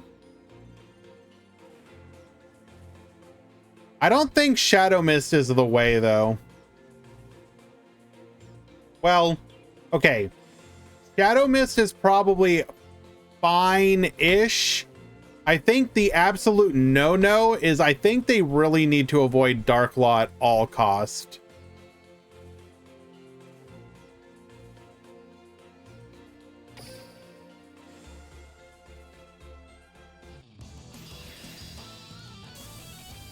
Hero is much more interesting when it is a not focused on floodgating you, which unfortunately is what modern hero is in the TCG. You go from hero being big Unga beat down, you know, destroy you, to I'm gonna skill drain you, I'm gonna macro Cosmo you.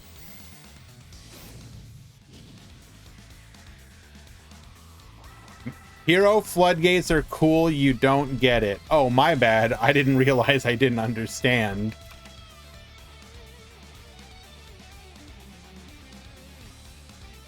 Hero is big Unga beatdown in Master Duel and TCG. Just watch Jaden BR videos.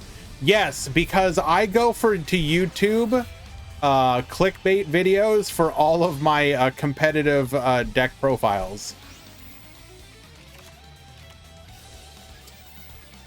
All right, we got the Ferocious Flame Swordsman. We're going to be going after Dystopia here. He is really good. He ain't a meme. Okay, here's the thing you need to understand, though, Crazed. The vast majority of people, even if they are good, are going to post memes. Why? Because memes get clicks. Do you think somebody like Team Sam, who posts his like 10th video of Blue Eyes versus Dark Magician question mark exclamation point? Do you think people are clicking on that because they're like, oh yes, you know, Dark Magician versus Blue Eyes. This is a time-honored matchup. These are literally like, yo, let me meme the hell out of you. I mean, I would actually argue that right now, more than ever, within the Yu-Gi-Oh space specifically, that clickbait videos and not competitive content, it is in a really bad spot right now.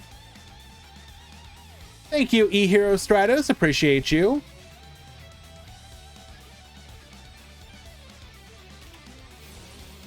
Cosmic Cyclone, get Bonetian, taking out the Wisdom Eye Magician.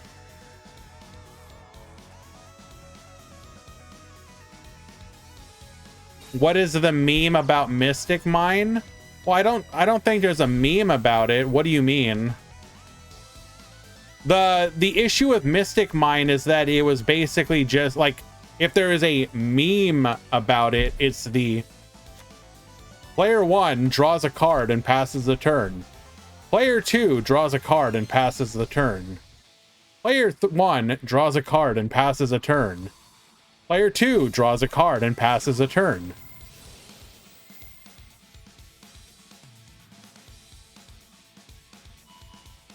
Get poppin', taking out the Wisdom Eye once again. So the reason that people didn't like Mystic Mine is it combined everything that people hate about Floodgates into a single card, and then required you to run, oh my goodness, we have popped 2 scales now, but the new Fire Opal Head will allow us to Pendulum Summon 1 and 2.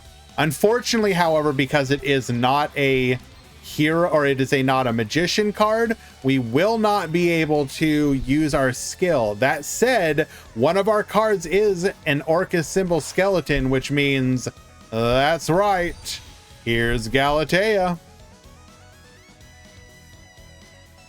But yeah, Mystic Mine literally it made every game you couldn't play the game. And you have to remember that in Master Duel and in well, obviously Master Duel doesn't matter because it's never had mine, but in stuff like the OCG, TCG, people hate running MST, Cosmic Cyclone, etc. You have to remember, like, if you go to a TCG player and say, hey man, you should run some back row hate, they will literally like lose their mind. They will absolutely lose their damn mind. Like, you want me to do what?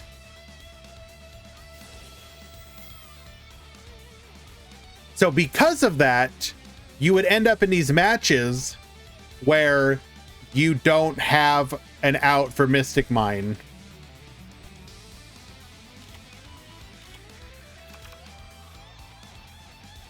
Also, Ensu, thank you so much for the follow. I missed that. I apologize. Appreciate you.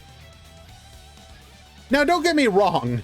I'm kind of making fun of it, but the reason that is because you obviously don't want to play back row hate against decks that have no back row, right?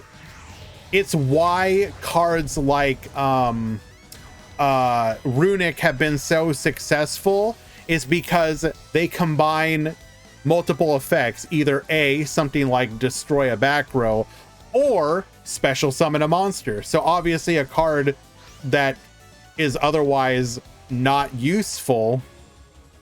All right, one back row versus Dystopia here. This is not lethal though. Oh, wait, no, never mind, it was. I forgot. Cosmic Cyclone, of course. King will win game number 1. Which decks are in the top 8 right now? We have DDD, Ritual Beast, Raging Pendulum, Speedroid, Rocket, Ursardic, and then Destiny Hero and Raging Pendulum.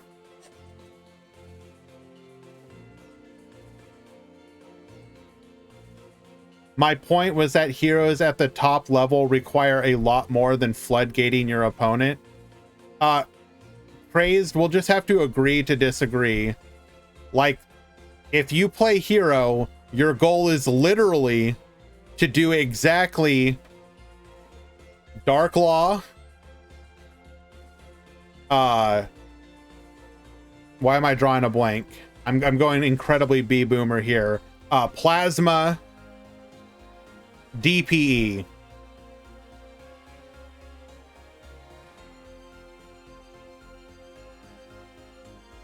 Dark Angel is a very specific line against some decks, like Pendulum style decks.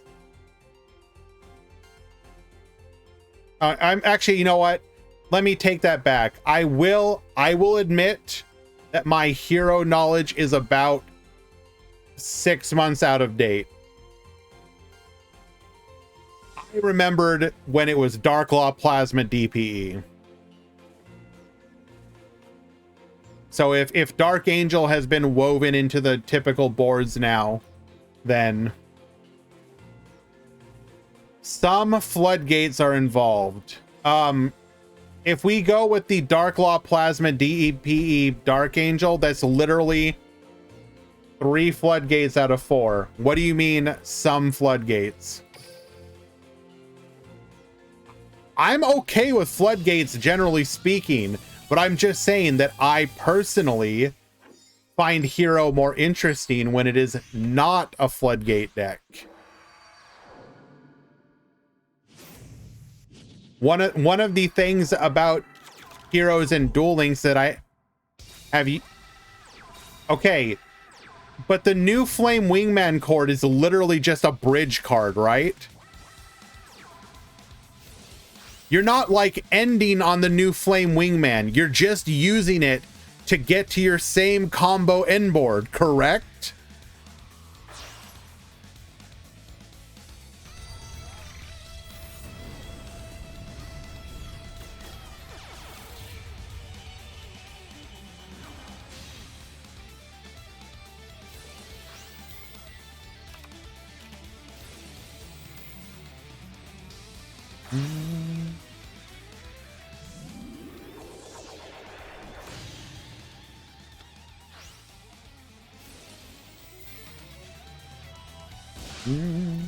Alrighty, we are gonna end here on Double Back Row and Dystopia plus Ferocious Flame Swordsman. I'm not saying heroes are bad. I think I'm not trying to dog on heroes. Again, I love when a deck like Heroes in Duel Links has been able to feel like what I think most people in their head imagine heroes to be, which is the, I'm gonna go on the attack, I'm gonna beat my opponent down. That's what people imagine heroes to be. People do not imagine, like, the fantasy of heroes is not I stand back and floodgate you.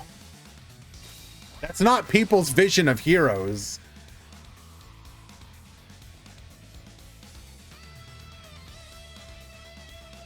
One of the things that I think Duel Links has managed to do in a fairly decent way is offer different versions of heroes and allow them to be successful. So like, for example, if you wanted to play what people would consider more of a floodgate style of hero deck, you had favorite Duel. Favorite Duel's whole thing was, I'm gonna put a monster on the board to protect me, but I'm all about my back row. We're not gonna talk about Hero Flash. That's kind of a meme. If you wanted to play big Unga Bunga beatdown heroes, you had Wounded Heroes. If you want like a flashy kind of combo style of hero, or not combo, but like a mid-range hero, you got this new version of Destiny Hero.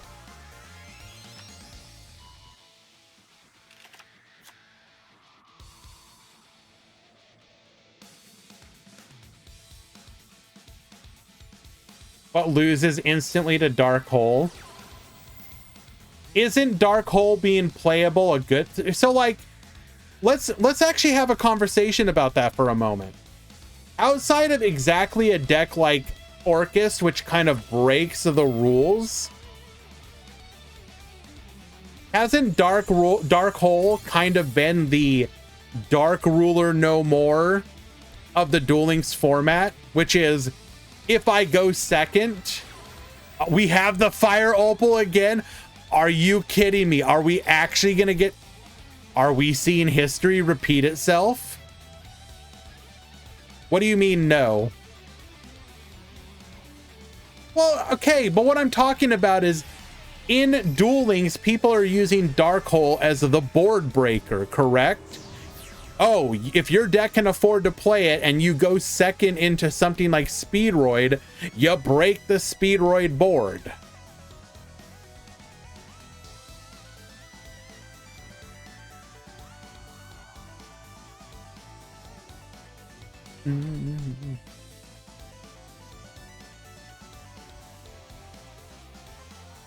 I would actually argue that, again, Orcust is kind of the problem here. Not even because of the Orcust combos, but because it breaks the, like, ability to destroy that I think is kind of key right now.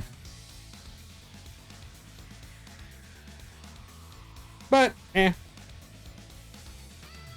In conclusion, ban Dingirsu, leave everything else. Let's go!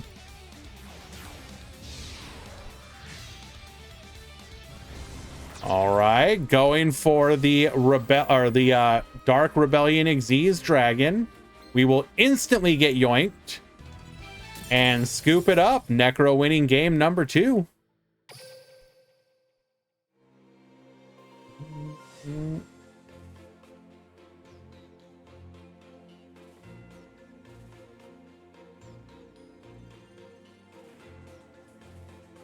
Orcust makes the meta kind of healthy, and you're banned.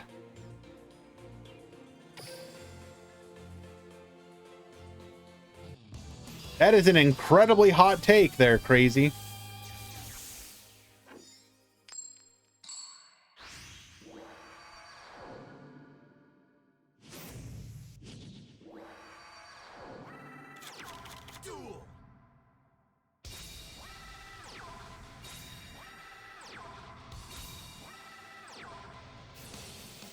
Can we just talk up for a moment about how Necro has been absolutely killing it with this normal summon with 2 sets into Ferocious Flame Swordsman and Dystopia? Because if he does this for a 3rd game in a row,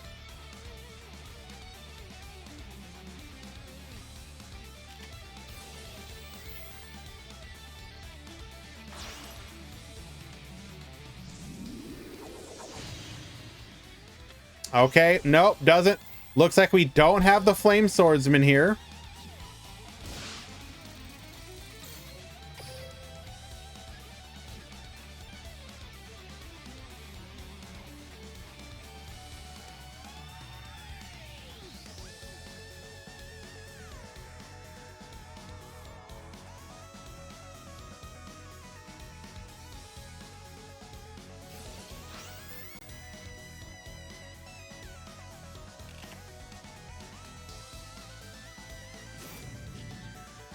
Destiny effect.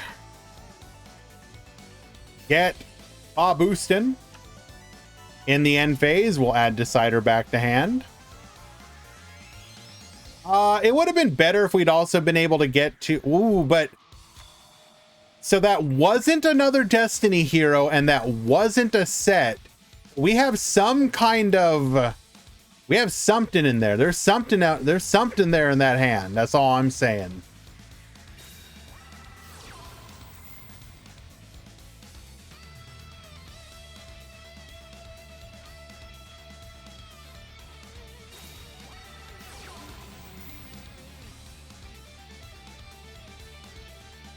If it was plasma, though, wouldn't you have made...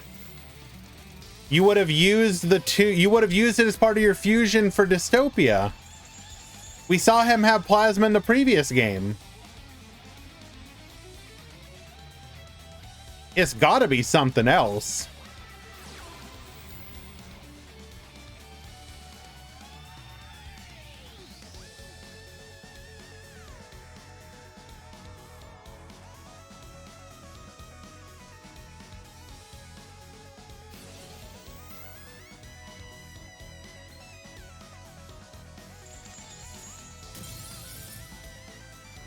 Dystopia, get poppin', taking out the Timebreaker Magician.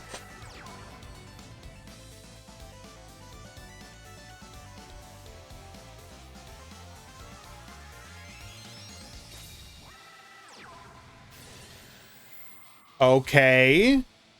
We have drawn Joker all 3 games as well, if I'm not mistaken.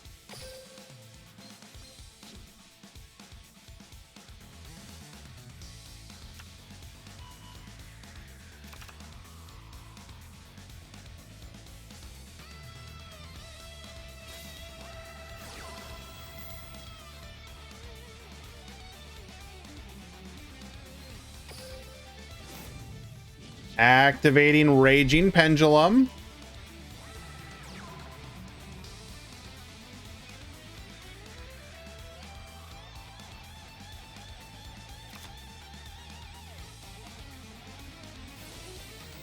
Honestly, the only thing, in my opinion, that makes Orcust a true problem is Dingirsu. Dingirsu breaks too many rules. If Dingirsu targeted, if Dingirsu did not have the protection effect, like if Dingirsu had any weakness, it's just the fact that like Dingirsu literally does everything.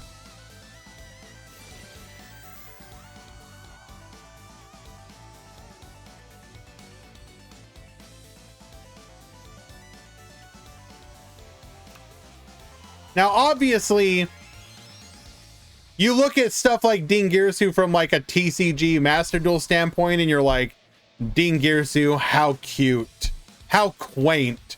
But you obviously have to look at it in the context of the time that is being played. So we do have the ability to force that back row. This has gone from a match looking incredibly in Necro favor to probably swinging back towards King.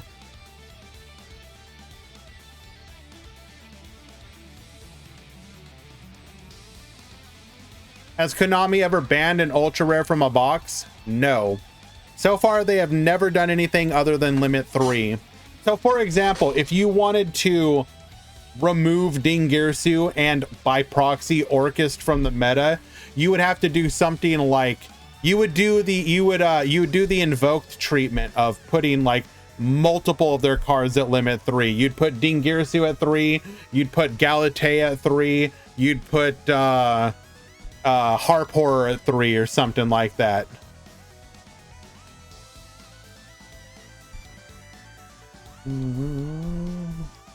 Hello gamer, what's going on?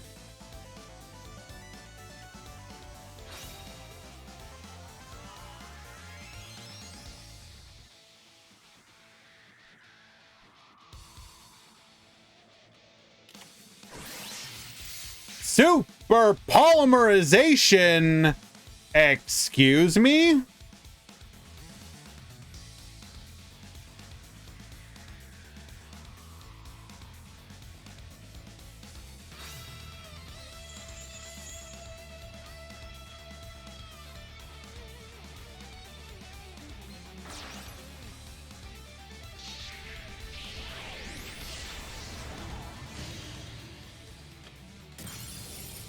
Going for Mud Dragon of the Swamp, choosing Dark here.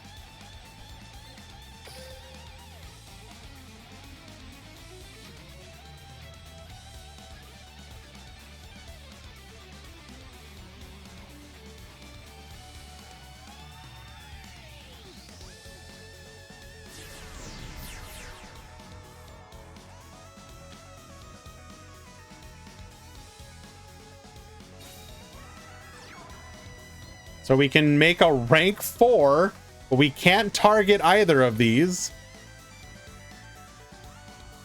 Okay, now what looked to be incredibly in King's favor is suddenly back in Necro's favor. This is wild. What is even happening?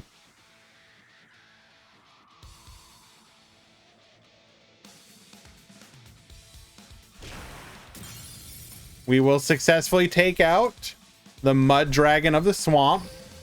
There will be no graveyard effects.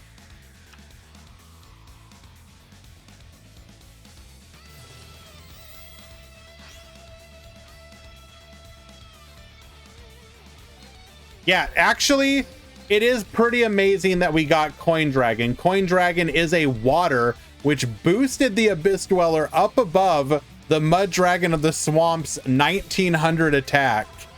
Incredible. However, our top deck appears to have been Drill Dark. This will be Drill Dark into Decider.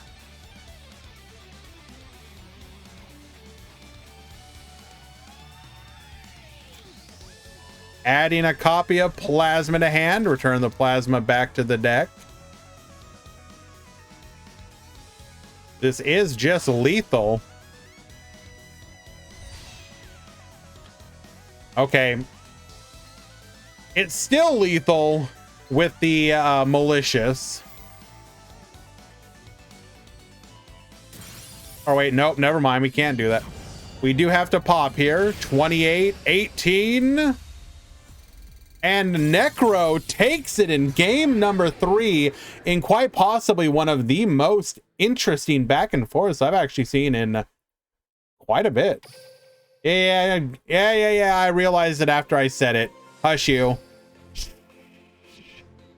Very good match, guys.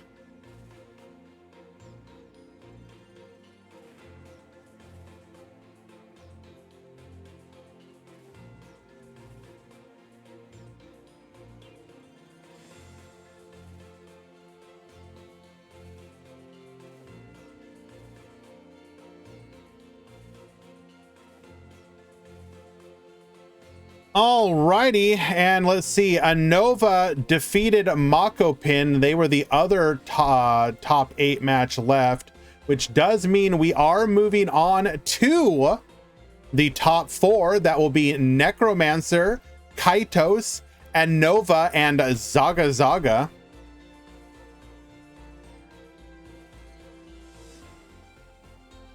So, Necromancer, Kaitos, Anova, and Zaga Zaga. Top 4 has begun. We're gonna watch all of it, Sergey. Or Sergey, don't you worry. Cole, it'll probably be top 8. It's not going to be top 16. It'll be top 8.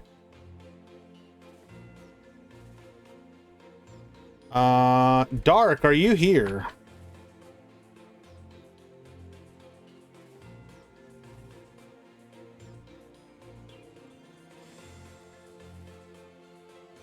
Don't you worry, guys. We will watch both of them. We're going to watch every game from here on out. That'll be both top 4s and the grand finals.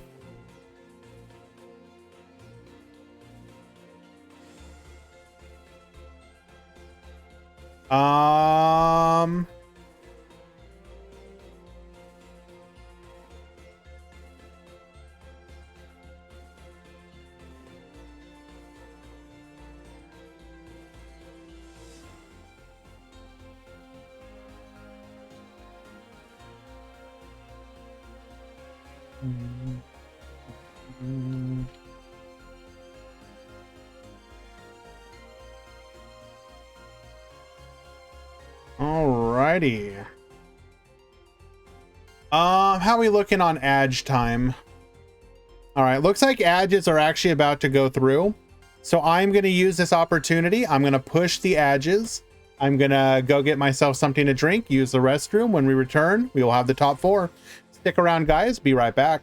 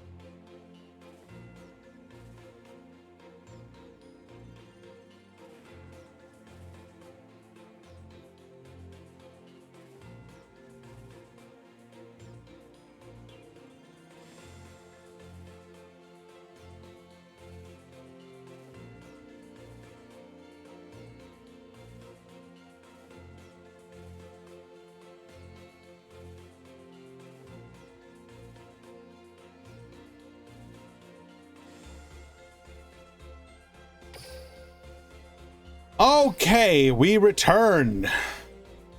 Sorry about that, guys.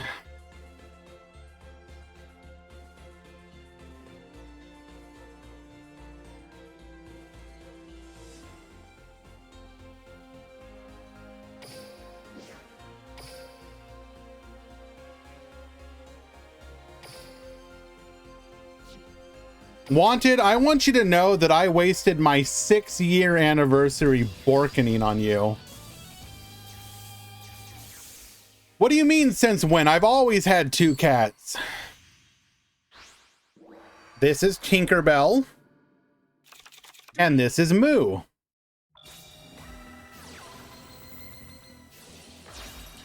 Alrighty. Opening up Ursarctic Radiation. We're going to start things off with the McDanus.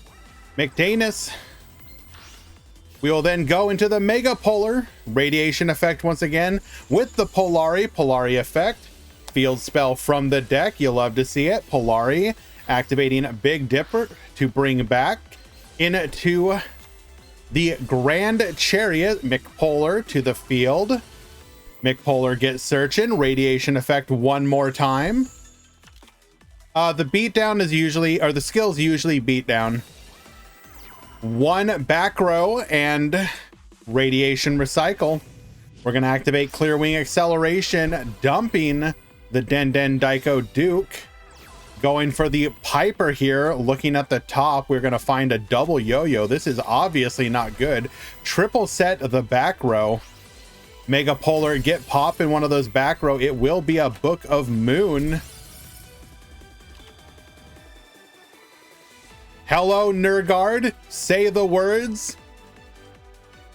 Am I right or am I wrong? Hello to you, my friend. Good to see you. Going for the Coral Anemone. Coral Anemone here will be able to bring back one of the low attack version of the Ursarctic to get the effect for free, essentially. We will eat a Forbidden Chalice, however. I mean, that seems like a perfectly fine trade. McBillis effect. Get Bonetian. Sketch, yes. Normally my hair is much longer. Girin, it does. If Anemone was to bring back like the Polar, for example, Polar effect would get to search.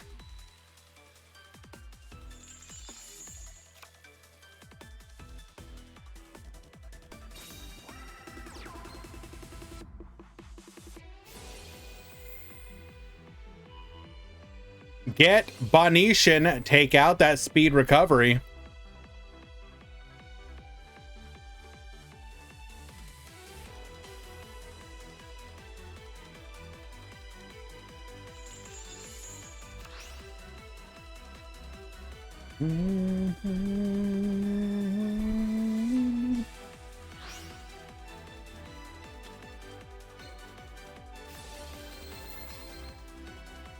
Polari effect. Get yoinkin'.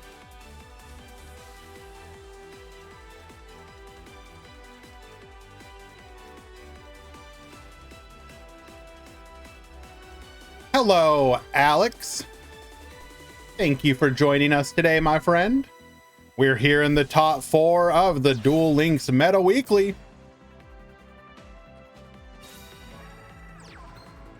Why are we going for the mixed anus here?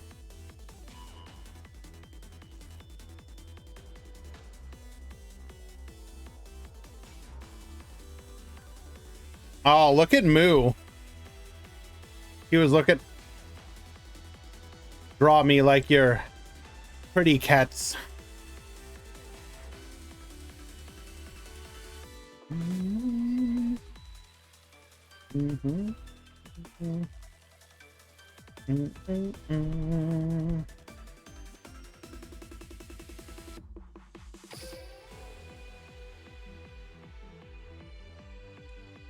Where am I from? West coast of the United States, specifically in Oregon, Pacific Northwest.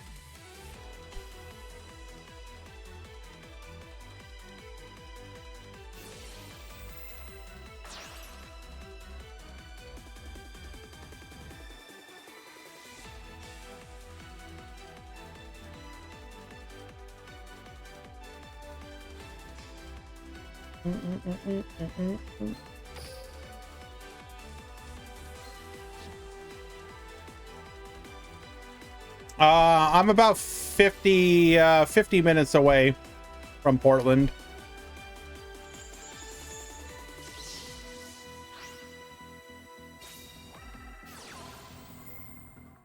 Near Damian Lillard. Come on now.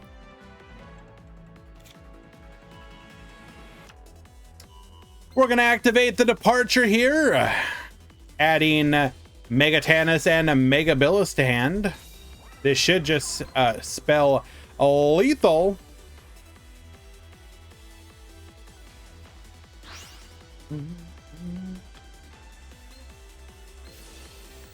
Grand Chariot can get poppin'.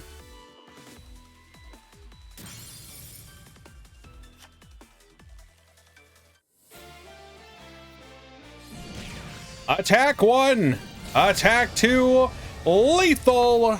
Zaga Zaga taking game number 1. Alrighty, well done.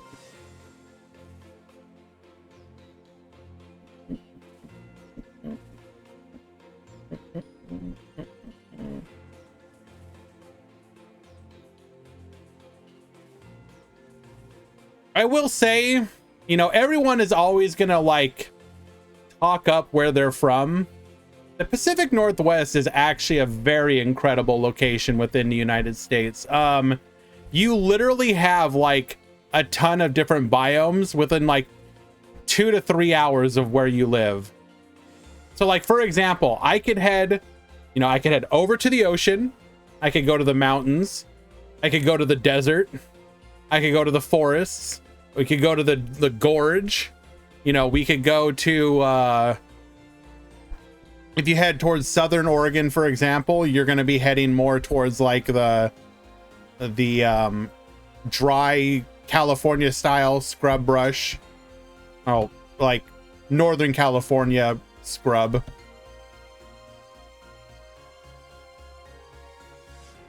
You can't even eat poutine. I mean, I consider that a personal benefit, but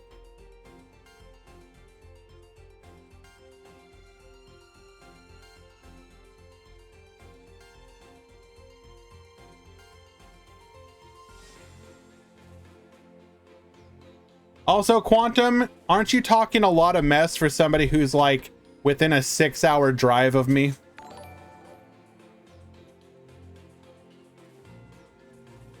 Okay, maybe actually more than 6 hours, but still.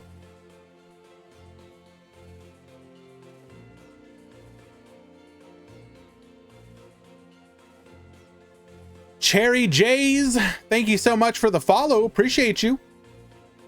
Hello, are we gonna play game number 2? What's going on here? Well, Reseline, I'm glad that you asked. Quantum, what are your plans for Worlds Weekend? Are you doing anything?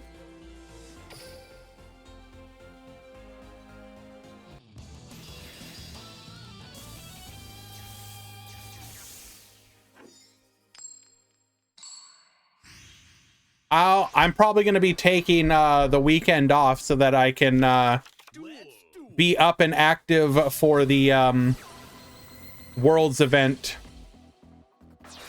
And I thought it might be cool to get a bunch of people together, if so.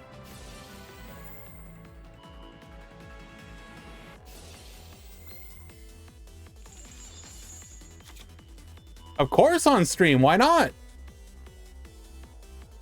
Alrighty, game number 2. Opening up the Ursardic Radiation again. It's just that easy.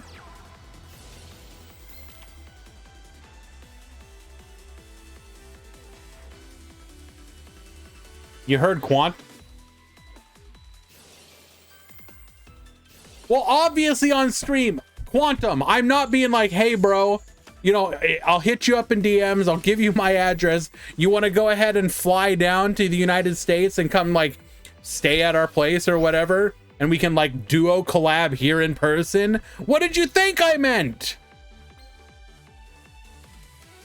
John asked you that. Okay, well.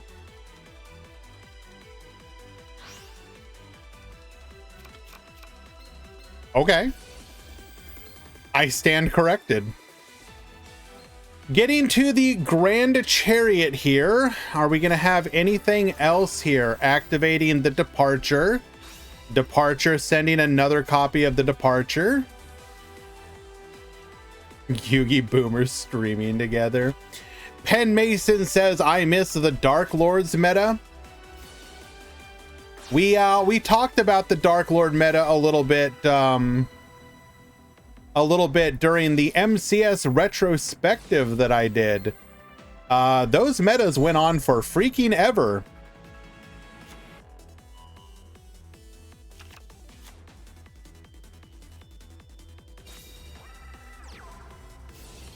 Alrighty. Radiation effect. Get recycling.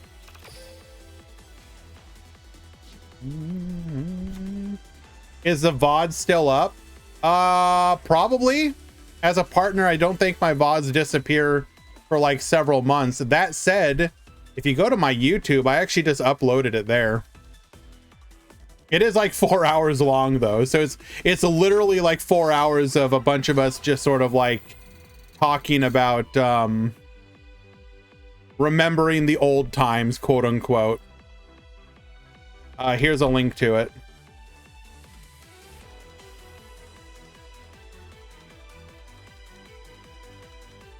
Cosmic Cyclone going after that face down.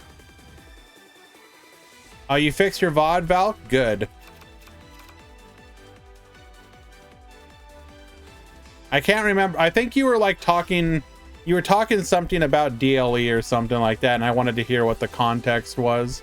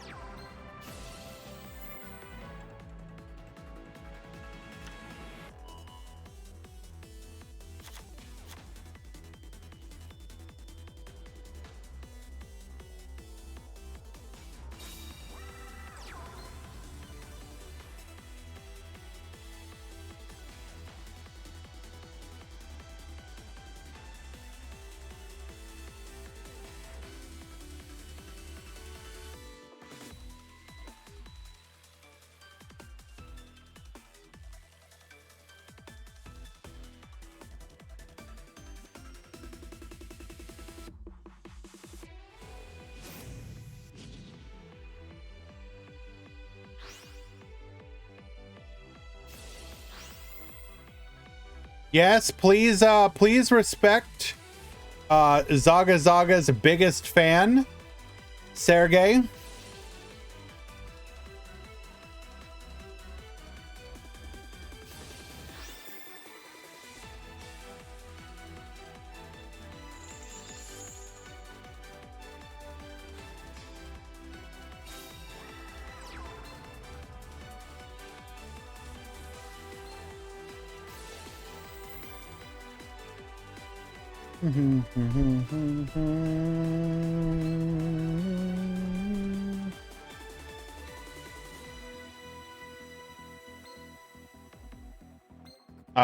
Megatannis can get flipping here.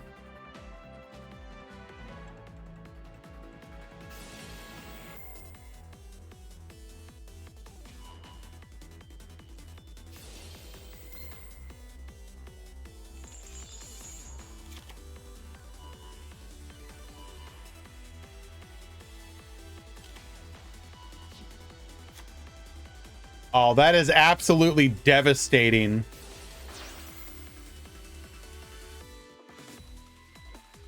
Wait, no, we can protect it.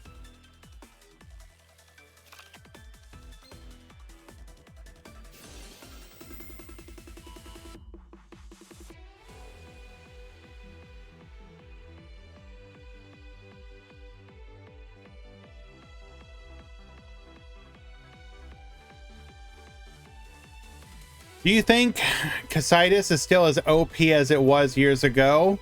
No, but yes. You have to remember that the problem with Casitas was the fact that it gate kept so many decks. There are obviously ways around it now, but that does not change the fact. Oh, wait a second. We may have messed up by getting to the clear wing here.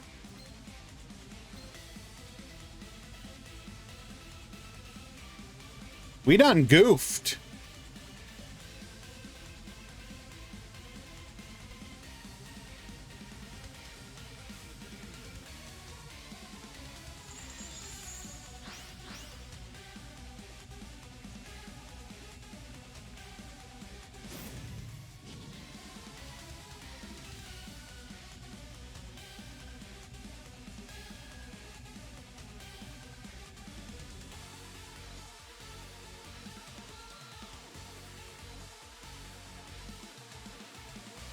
So no, we couldn't protect because if Grand Chariot had activated to protect, then Clear Wing could negate. Because remember, Clear Wing can negate a level 5 or above monster's effect.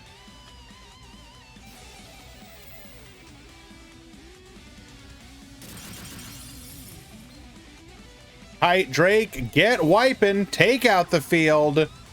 Oh no. We did a little bit of a misplay.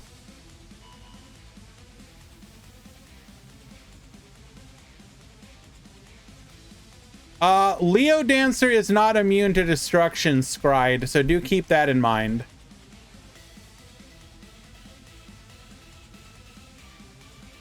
So for example, you can like Dark Hole a Leo Dancer, whereas you cannot Dark Hole a Casitas.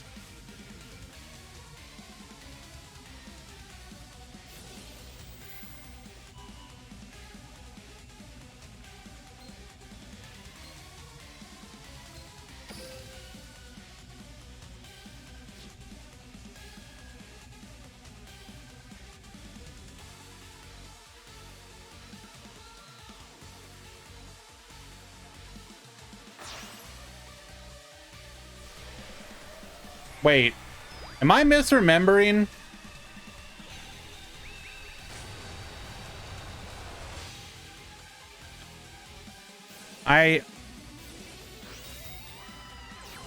Oh, right, cannot be destroyed by card effects. Okay, well that removes... I am misremembering.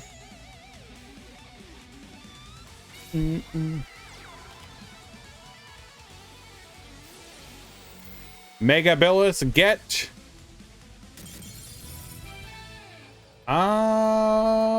Did we run out of time or something?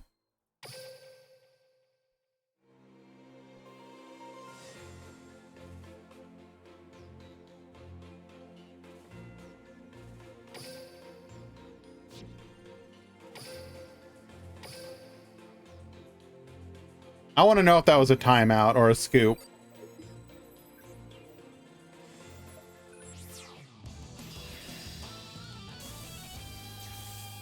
So we are watching a replay here. Duel.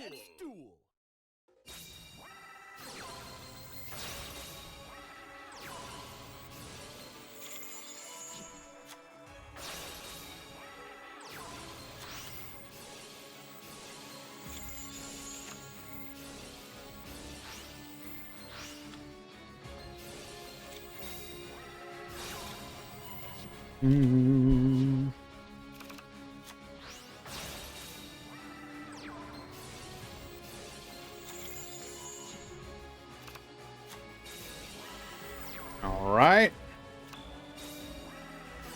Cosmic Cyclone into the slider, did not activate it. Wanted to keep the space.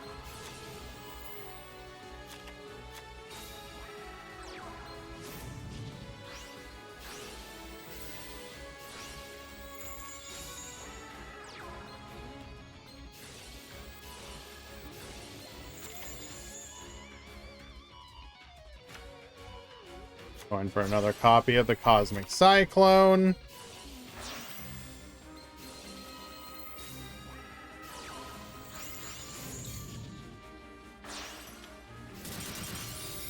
Wipe the field, yo-yo effect, red-eyed dice, McDanis. Oh, we misclicked. I think that's what we did. Oh no, and it was a time limit win. Yep, it was time. Unlucky. I think we misclicked though. I don't think we intended to tribute. Wait, no, yeah, we did. Yeah, we did. Okay, so it was simply a time limit thing. Unlucky. Safadine, Fortune Lady is not gonna be good here.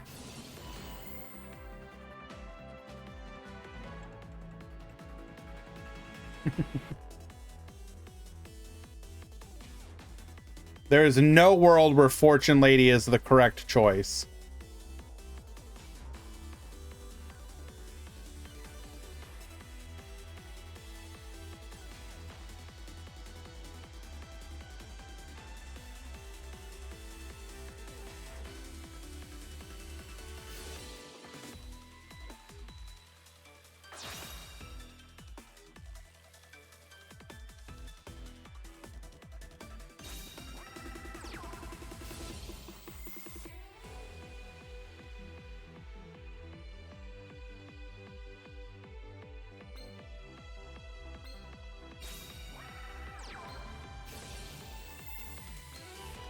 Get flippin'. Do we have the chalice to negate? We've got the chalice. We took the chance. You had to go for it. We do get negated.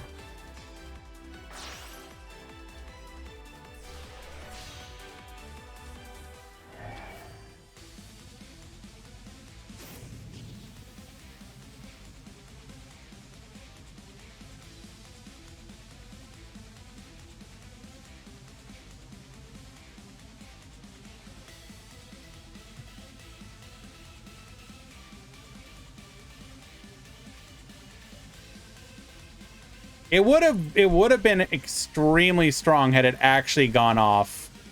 But unfortunately, we did have the chalice. Absolutely devastating.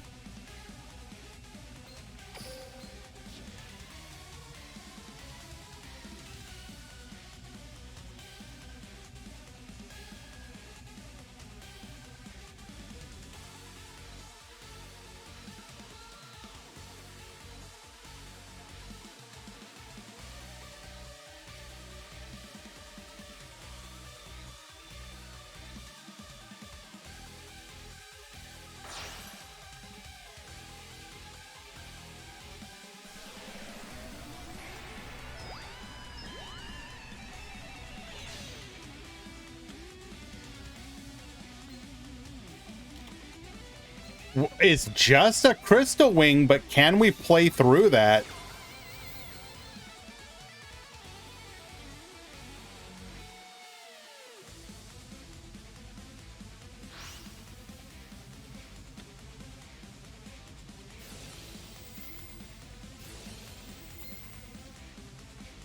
Chain blocking with the radiation. Wait, hold.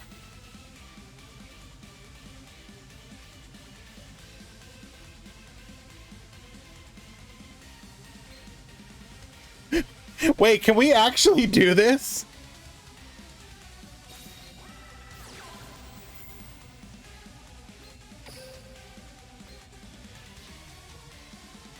Bro, we literally get to chain block with the radiation.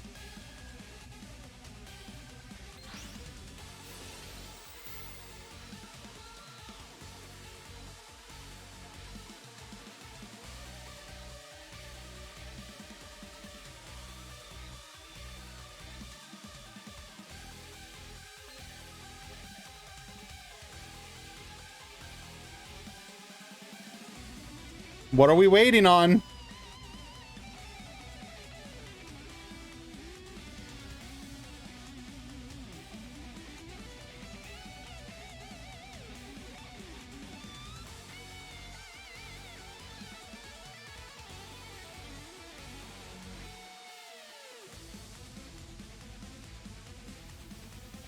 What's happening?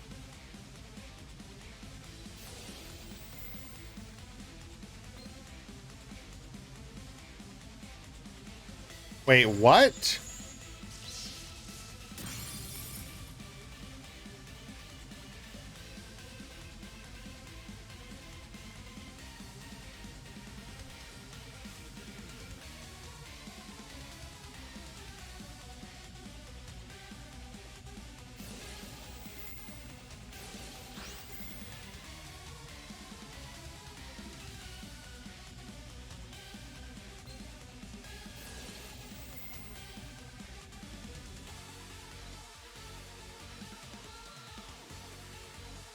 It was special summoned from the great. Thank you. Yes. Mistral Despair. That is correct. Thank you. Yes. So radiation only does it when it's special summoned from the hand.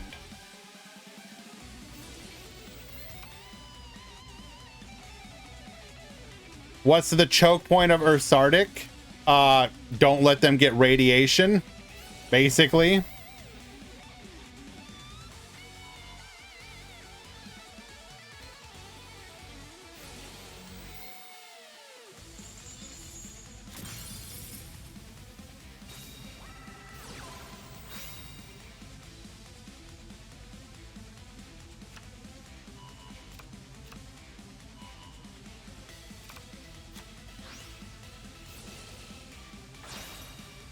Megabilis to the field. Megabilis get Bonetian. What's happening? We're about to OTK. It's just that simple.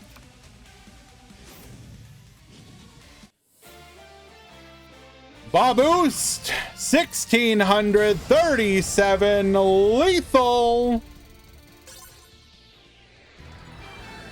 Zaga Zaga will be moving on to the grand finals. Well done.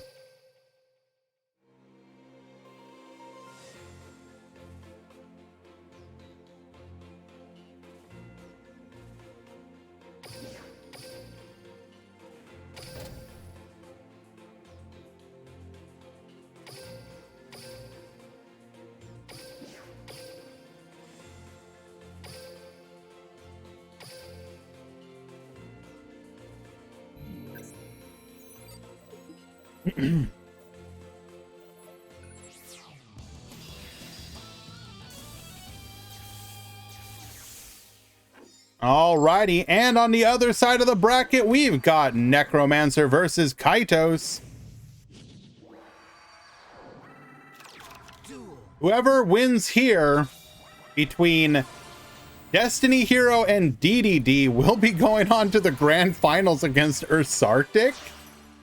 If nothing else, big shout out to all these players for giving us a very fun series of matches to enjoy. We are gonna end on Dystopia, Flame Swordsman, one back row, returning the Decider, activates Dark Contract with the gate, searching for a copy of the DD Swirl Slime effect, going into the Flame High King Genghis. Swirl Slime get summoning. We're going to go ahead and pop here, bringing out an Abyss King Ragnarok.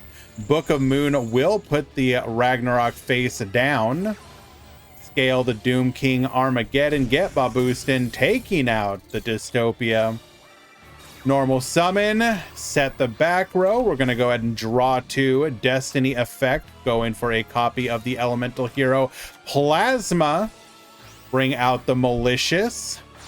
Tribute off all three of them for the Plasma.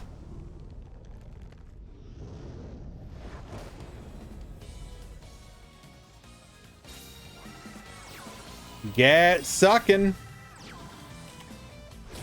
Beating over the Ragnarok, taking 1,000 from the gate.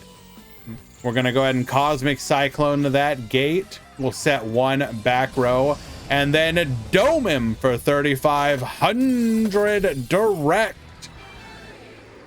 Necro taking game number 1.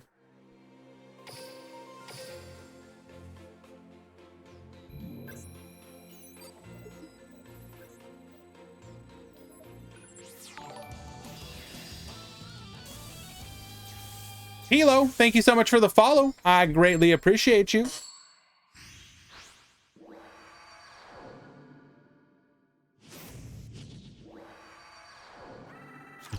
Brazil versus Mexico. Savant Kepler will be the normal summon from the DDD player searching for a copy of the Dark Contract of the Gate. Gate is going to grab us a copy of our Doom King Armageddon. Swirl Slime plus the Savant Thomas going into a copy of the Genghis. Activating our skill here, we're going to go ahead and scale up, get Pendulum Summoning, bring out the Doom King, bring out the Thomas, bring out the Doom King. We've got 4 on the field, going into another copy of the Doom, or the not another copy, but a copy of the Coach King Jean Trainer. Get drawn. We're going to find a Book of Moon. Good disruption. Drawing another second Book of Moon. Well, that is just absolutely rude. Go ahead and bring out a Ragnarok. Ragnarok, bring out a copy of the Genghis. We will then go for a Dingirsu to protect our 2 Book of Moons. Good luck. You're gonna need it. Activate Destiny Draw. Get spinning. Get drawn. We're gonna activate Book of Moon. Cosmic Cyclone to take out the other Book of Moon number 2. Activating Destiny Effect. Malicious, get a body on the board. Polymerization, allowing us to go into a Dystopia. Dystopia, get burning. We will then link summon into an extra Wonder Driver. Malicious Effect, gonna get us back that copy of Polymerization from the graveyard, which we will then activate going into an Elemental Hero Sunrise. Sunrise Effect, getting us a copy of the Miracle Fusion. Miracle Fusion can bring us out another copy of a Sunrise if we so desire, and that is what we desire. Attack number 1, get poppin'. Attack number 2, attack 3, protect.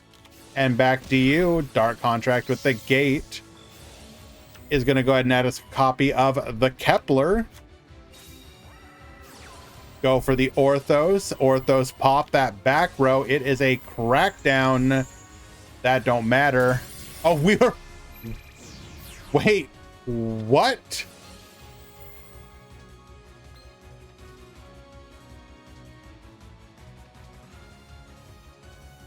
Okay, we can use the protection because it's not an activated effect. So Dingirsu...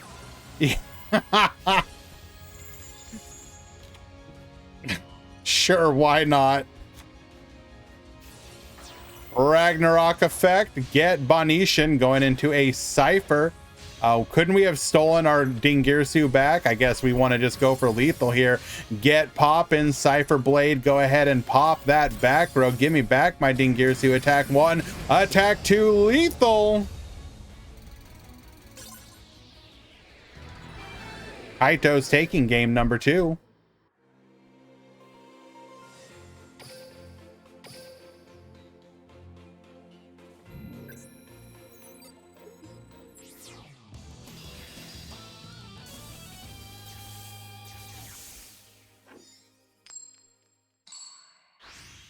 Alrighty, and in game number 3, Necro will be going second. Kaitos will have to build his DDD board.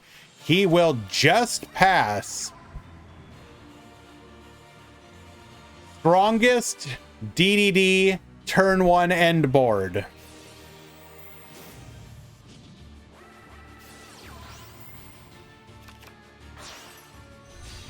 Going for the Wonder Driver. We're going to go ahead and Malicious. Bring out another copy of Malicious. Polymerization going for an Elemental Hero. Sunrise. Wonder Driver effect. Sunrise effect. Liquid Soldier effect.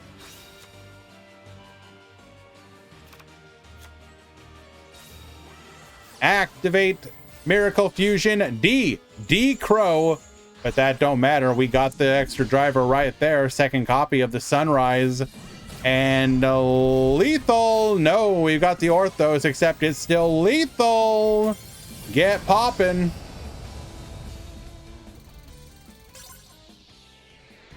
And unfortunate bricky hand for Kaitos. That said, yo, Kaitos, thank you so much for showing off DDD to us again. Very cool. Very cool. Nice to see the deck still doing well. Zaga Zaga, your finals match is ready.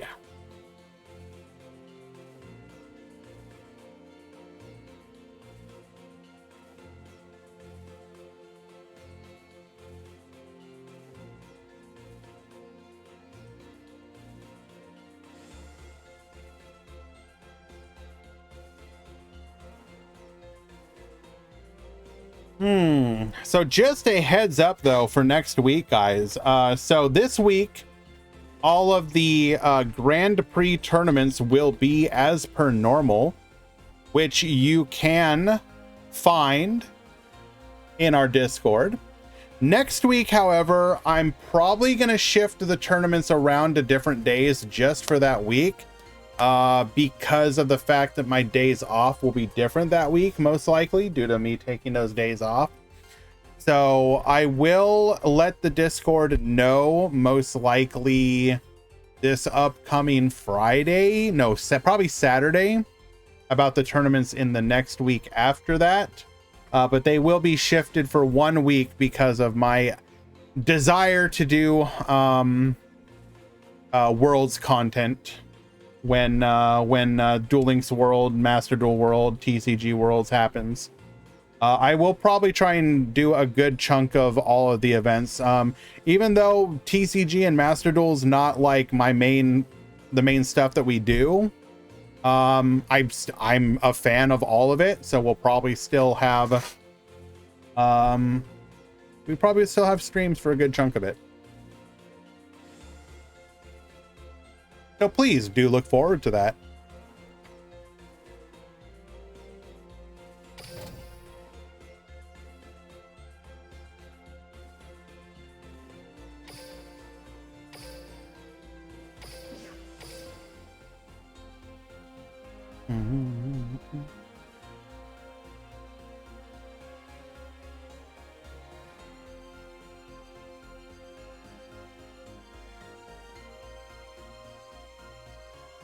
All right, we have the duel room, just waiting for both players to show up.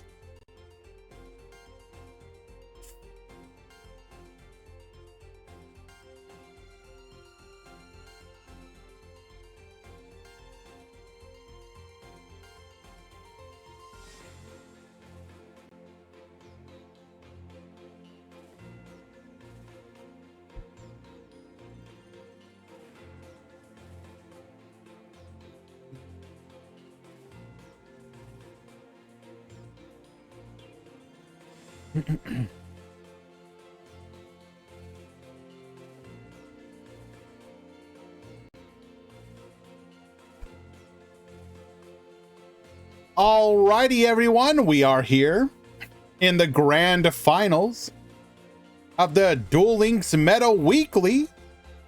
We have Zaga Zaga versus Necromancer. This is Ursardic versus Destiny Effect Destiny Heroes. I don't think anything else needs to be said other than this is a hell of a finals. Let us enjoy.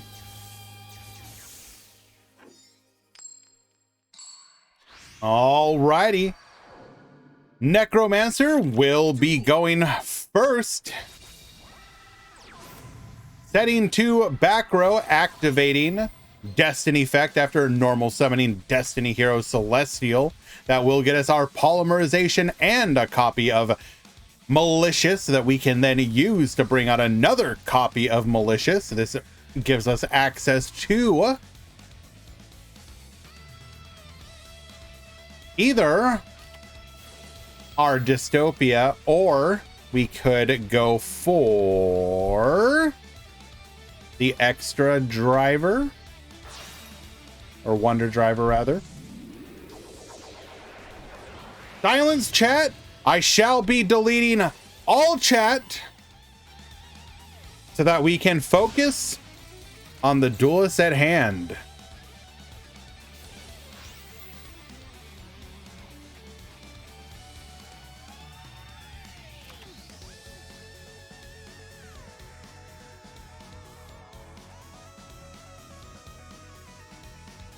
Bringing out another copy of the Celestial. This will be a link summon into the Ferocious Flame Swordsman. Not only this, will this allow us to boost the Dystopia so it can pop, but if it is destroyed, it will be able to resummon one of our warrior monsters in the graveyard. For example, if both of them get popped at the same time, you can just immediately bring back the Dystopia. And not to be outdone with that impressive first turn from Necromancer, Zaga Zaga will open with Ursardic Radiation, the go-to I win button of the Ursardic archetype. However, Necromancer has come prepared for not only decks such as Raging Pendulum with their many pendulum scales, but he has come prepared to take out that radiation.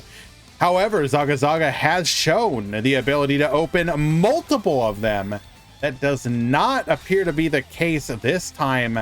However, we will activate Ursardic Departure, discarding one. This will allow us to sculpt our hand, adding 2 more Ursardic monsters from our deck to our hand. That is going to be the Mick Polar and the Mick Anus. What do Ursardic do? TLDR, they're kind of like bad bestial monsters that have to tribute monsters from the hand to come out onto the field and then do things when summoned. They have ones that search for other ones. They have ones that Book of Moon on summon. They have ones that DD Crow on summon. They have ones that MST on summon. They have a bunch of effects, but the downside to the archetype is that they need resources to tribute, which is what a card like Radiation does, which can draw you up to 7 cards each time that you special summon an Ursardic monster from your hand or extra deck. However, without access to Radiation, you will run out of resources very quickly.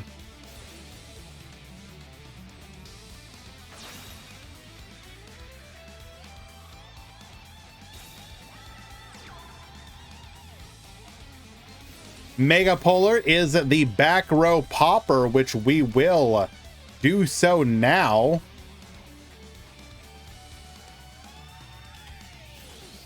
Crack down, get yoinkin'.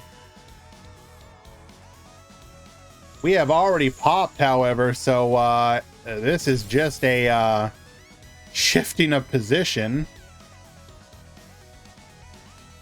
So we have handled all the back row now. Problem is, Dystopia can still pop.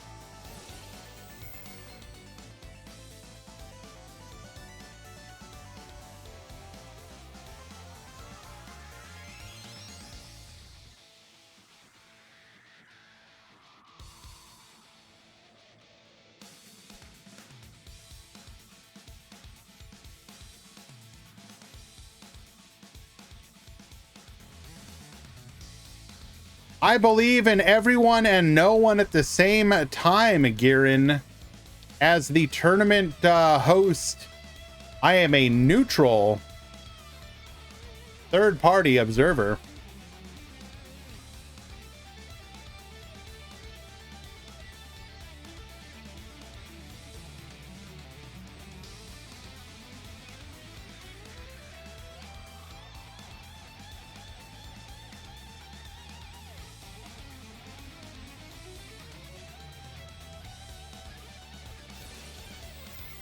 Dystopia, get poppin'.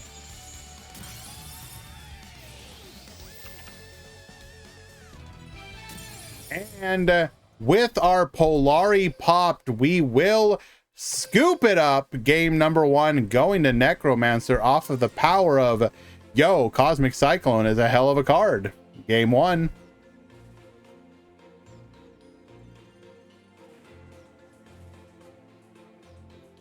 Just go first 2 games in a row. It's easy. No problem. No surrendering in grand finals. Come on now. Flip the coin better. True.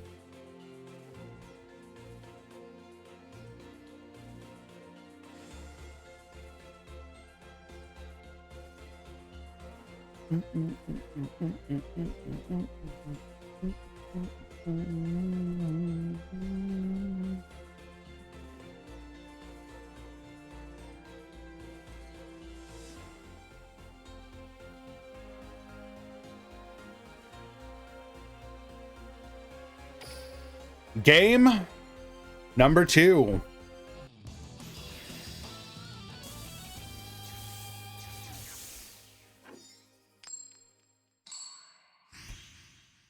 We have won the coin flip. Did we draw radiation? Slam down that radiation. That is not radiation. Activating departure. Discarding the Megabilis.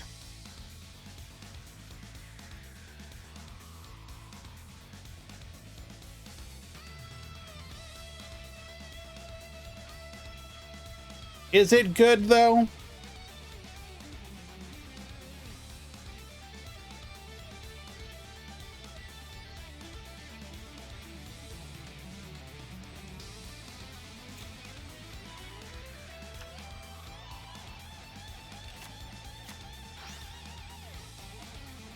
Slam down that rate.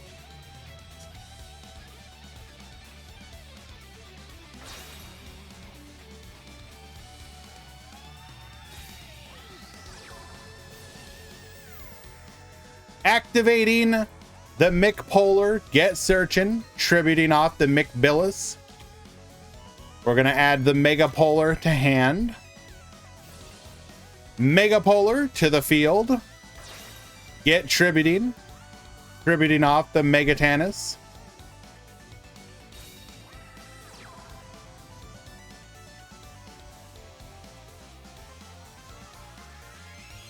Don't worry, he will draw 7 in the next game. That is a bold assumption.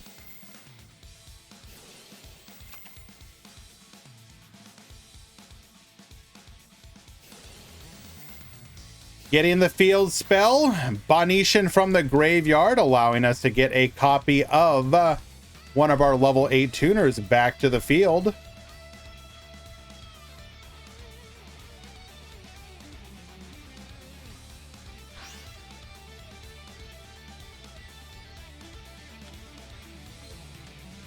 Bringing out the Septentrion.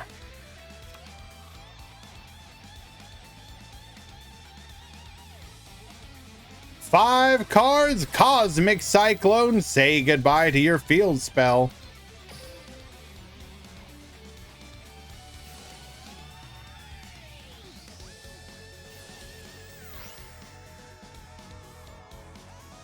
We will chain in response to summon out our Mictanus using the field spell effect.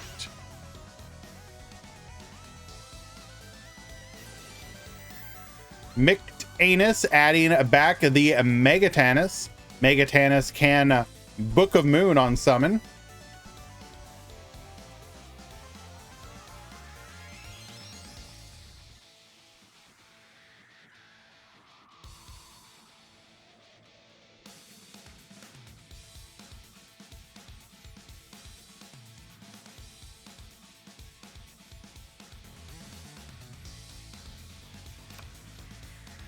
Hello, Steven. Hope you are well, my friend.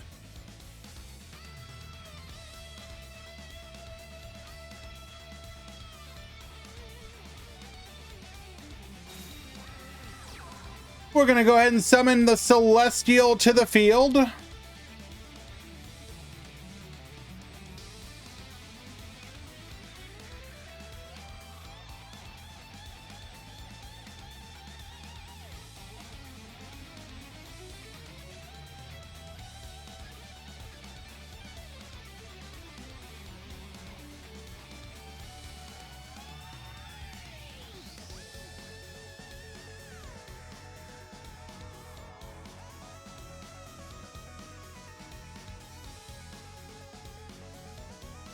What's it gonna be? Activating Destiny effect.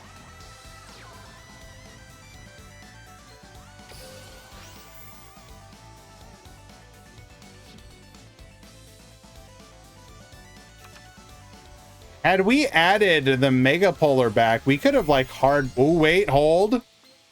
Hold. Hold. Are we gonna punish here?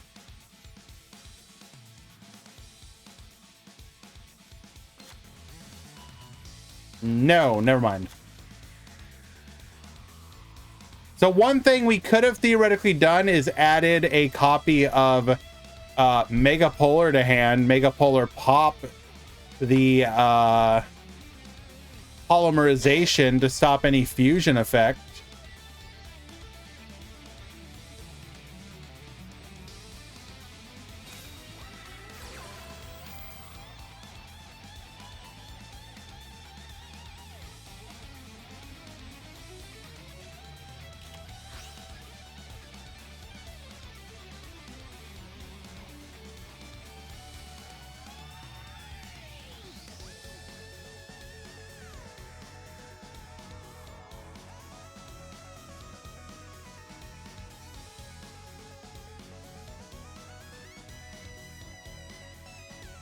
Book of Moon on the Septentrion.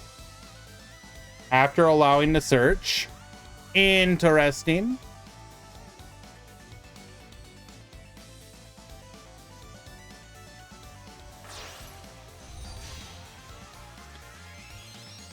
Ferocious Flame Swordsman will be our summon of choice. Polymerization, we have 2 in hand.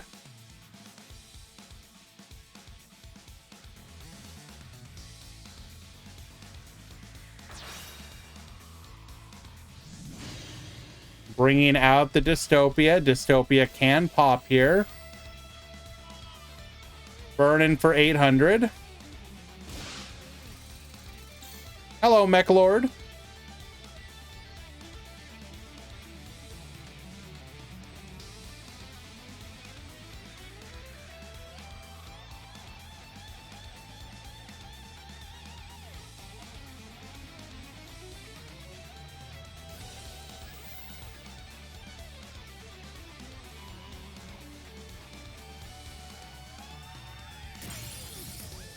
We're gonna go ahead and pop the Mict Anus. Was that correct? Boboostin up the Dystopia once again. Ooh, that is rough. That is real rough. I think with that skill activation, we have sealed Zaga's destiny.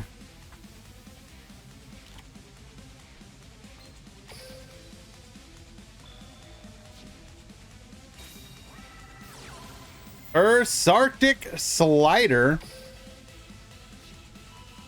Bring back the Mict Polar.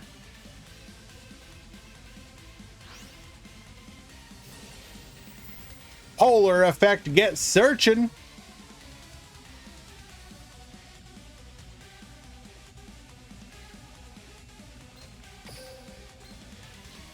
We also have the departure effect, graveyard effect.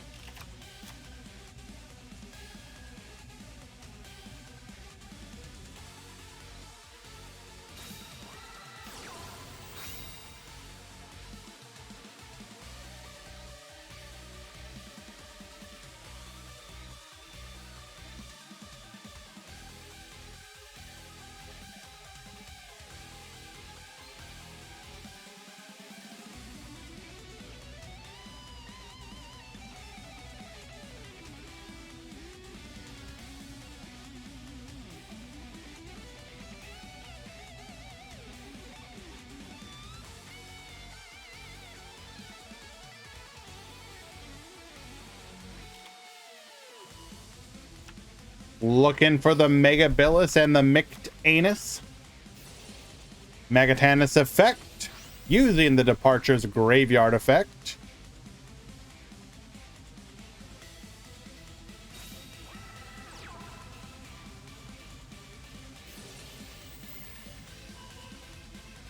Get booking. We're going to go ahead and pop in response.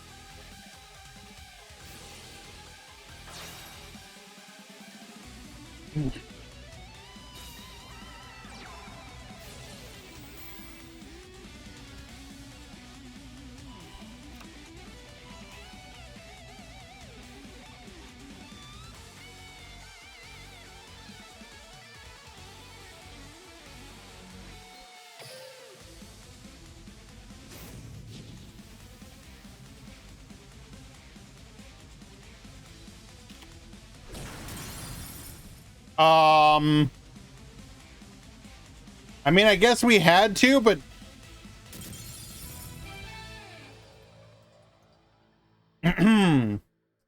well then, unfortunate.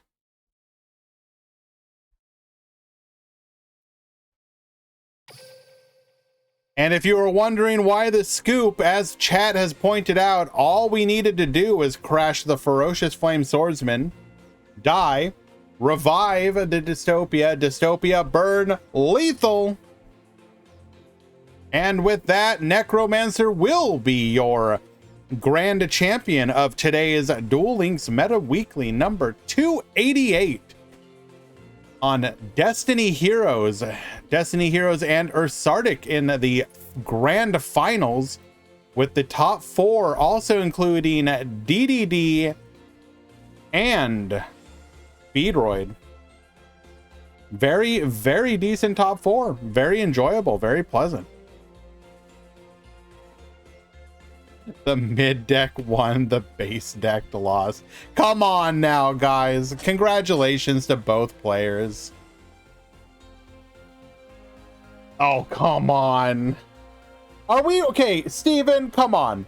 We need to take a moment. Are we actually... I can't believe the Destiny Hero player won.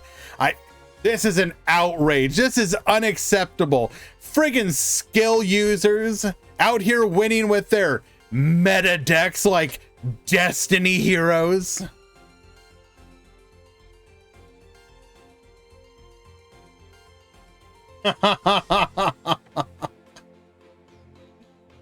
Oh, good times.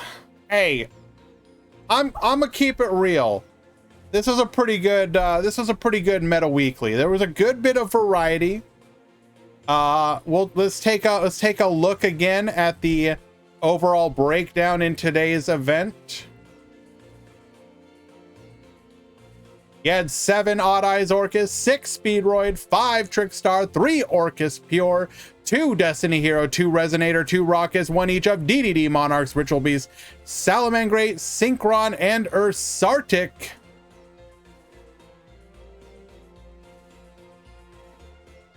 I mean, Steven, that's literally the thing. Didn't they just have to like create like a new custom Ursartic card just to try and like fix that weakness? Deck profiles? Yeah, we can go ahead and look at them.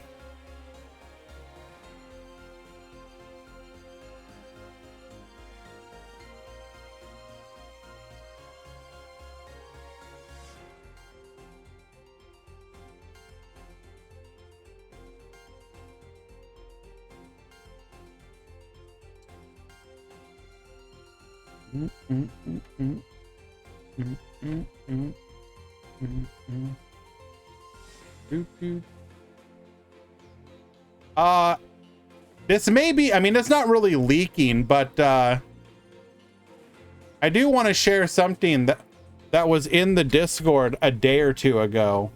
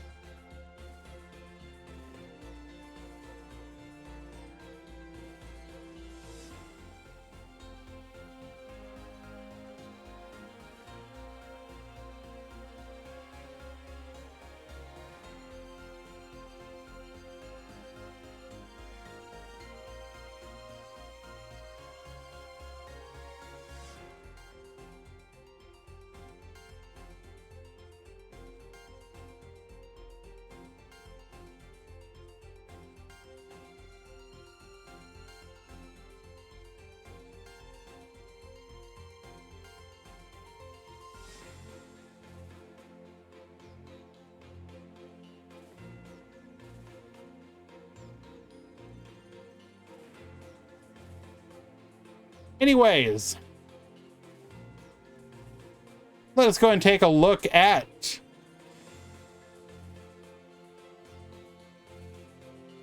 the grand final, or the top four. Oh, we can look at a bunch of different decks.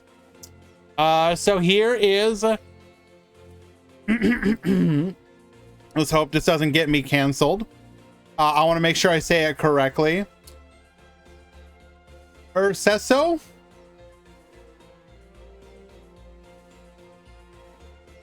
I really love Urseso.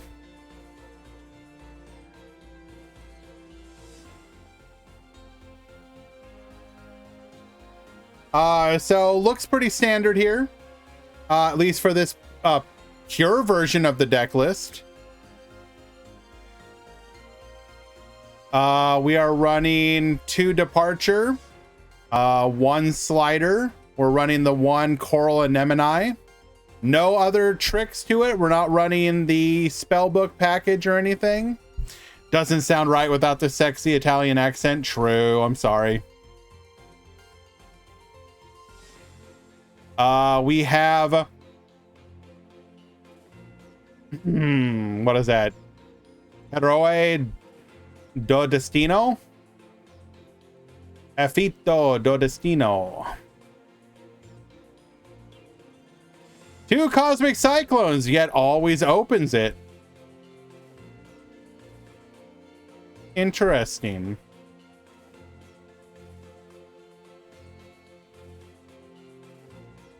There's the Super Polymerization side deck with the Mud Dragon side deck as well.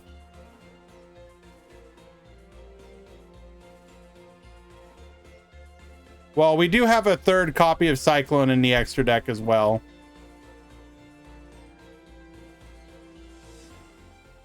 We had Kaitos with his DDD. Very simple.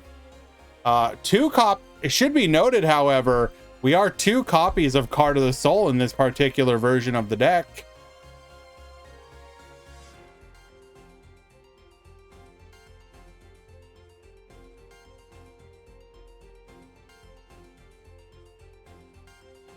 Running Kurikara in the side deck.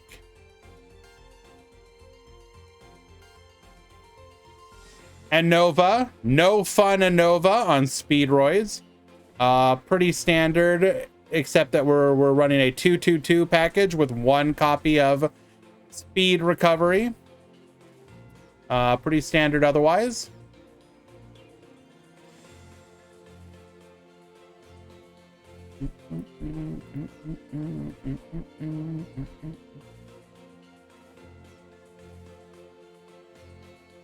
Let's see. Any other interesting decks? So we had Super Piece on Rockets. We had Mako Pin on Raging Pendulum, Orcus. His level 6 of choice apparently is Frostosaurus. Really excited for that new Dino support, apparently.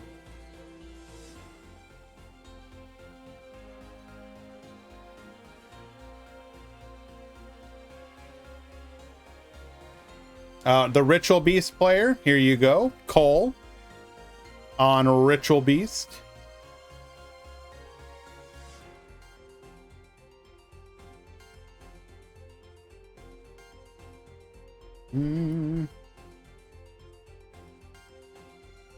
With his side deck. Oh. And extra deck are rank 4 of choice being Rebellion and Lightning Chidori.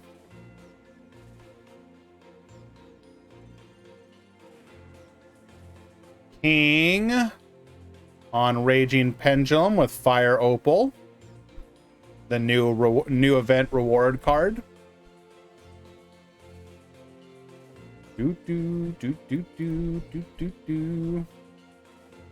Alrighty.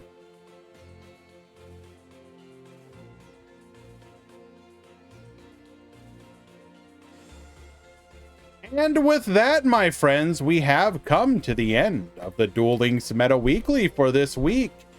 Next week will probably like 95% be Worlds format. So that'll be 3 decks, 2 meta or 2 standard, plus 1 legendary. We will probably also copy this format for the Duel Links Grand Prix event series that I run on through my Discord. If you are interested in those, so let's get all of it out of the way. If you're interested in being able to join the Duel Links Meta Weekly or the Duel Links the Master Duel Meta Weekly, you can do so by joining the Discord by being a subbed member of twitch.tv/dcade. I also hold my own events through my Discord. Nightbot is still down, so I guess I need to grab that link directly. Thank you, Nightbot. Really appreciate you. No limit, never. Copy. Oh, hey, there you are. Thank you, Nightbot. We host a Swiss tournament on Wednesdays at 2 p.m. Eastern. We hold a 6 a.m. Eastern single elim, and then usually plus occasionally, I'd say 50% of the time lately, +1 tournament on Saturdays randomly. All that information will be in the news section of the Discord. I'm also trying, I do struggle with this, I do apologize. I am trying to do more just random ladder streams. That I will probably try and get one either tomorrow or Friday, maybe both. It may not be as long, but I do want to get some of that in. Next week, the week after this one, we will have Worlds coverage for all the different formats, most likely, assuming that my day off requests go through. And yeah, I mean, other than that, the only thing else on my personal horizon is we got Baldur's Gate 3 coming out August 3rd, which I am insanely excited to play. I may stream a little bit of that. It will be different from my usual obvious Duel Links content. So if you are not interested in that sort of thing, I will understand. But I will probably be doing a little bit of that as well to just kind of branch out and have fun with a little bit of variety. I am a big fan of the CRPG genre, and Baldur's Gate 3 is looking like it is going to be one of the biggest in a very long time. So really excited for that. Yeah. Why don't we go ahead and find somebody to raid?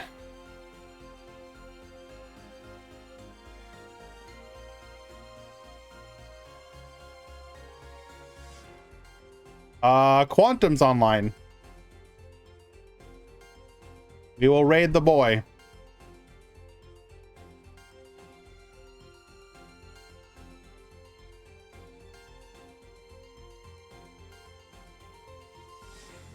See you guys.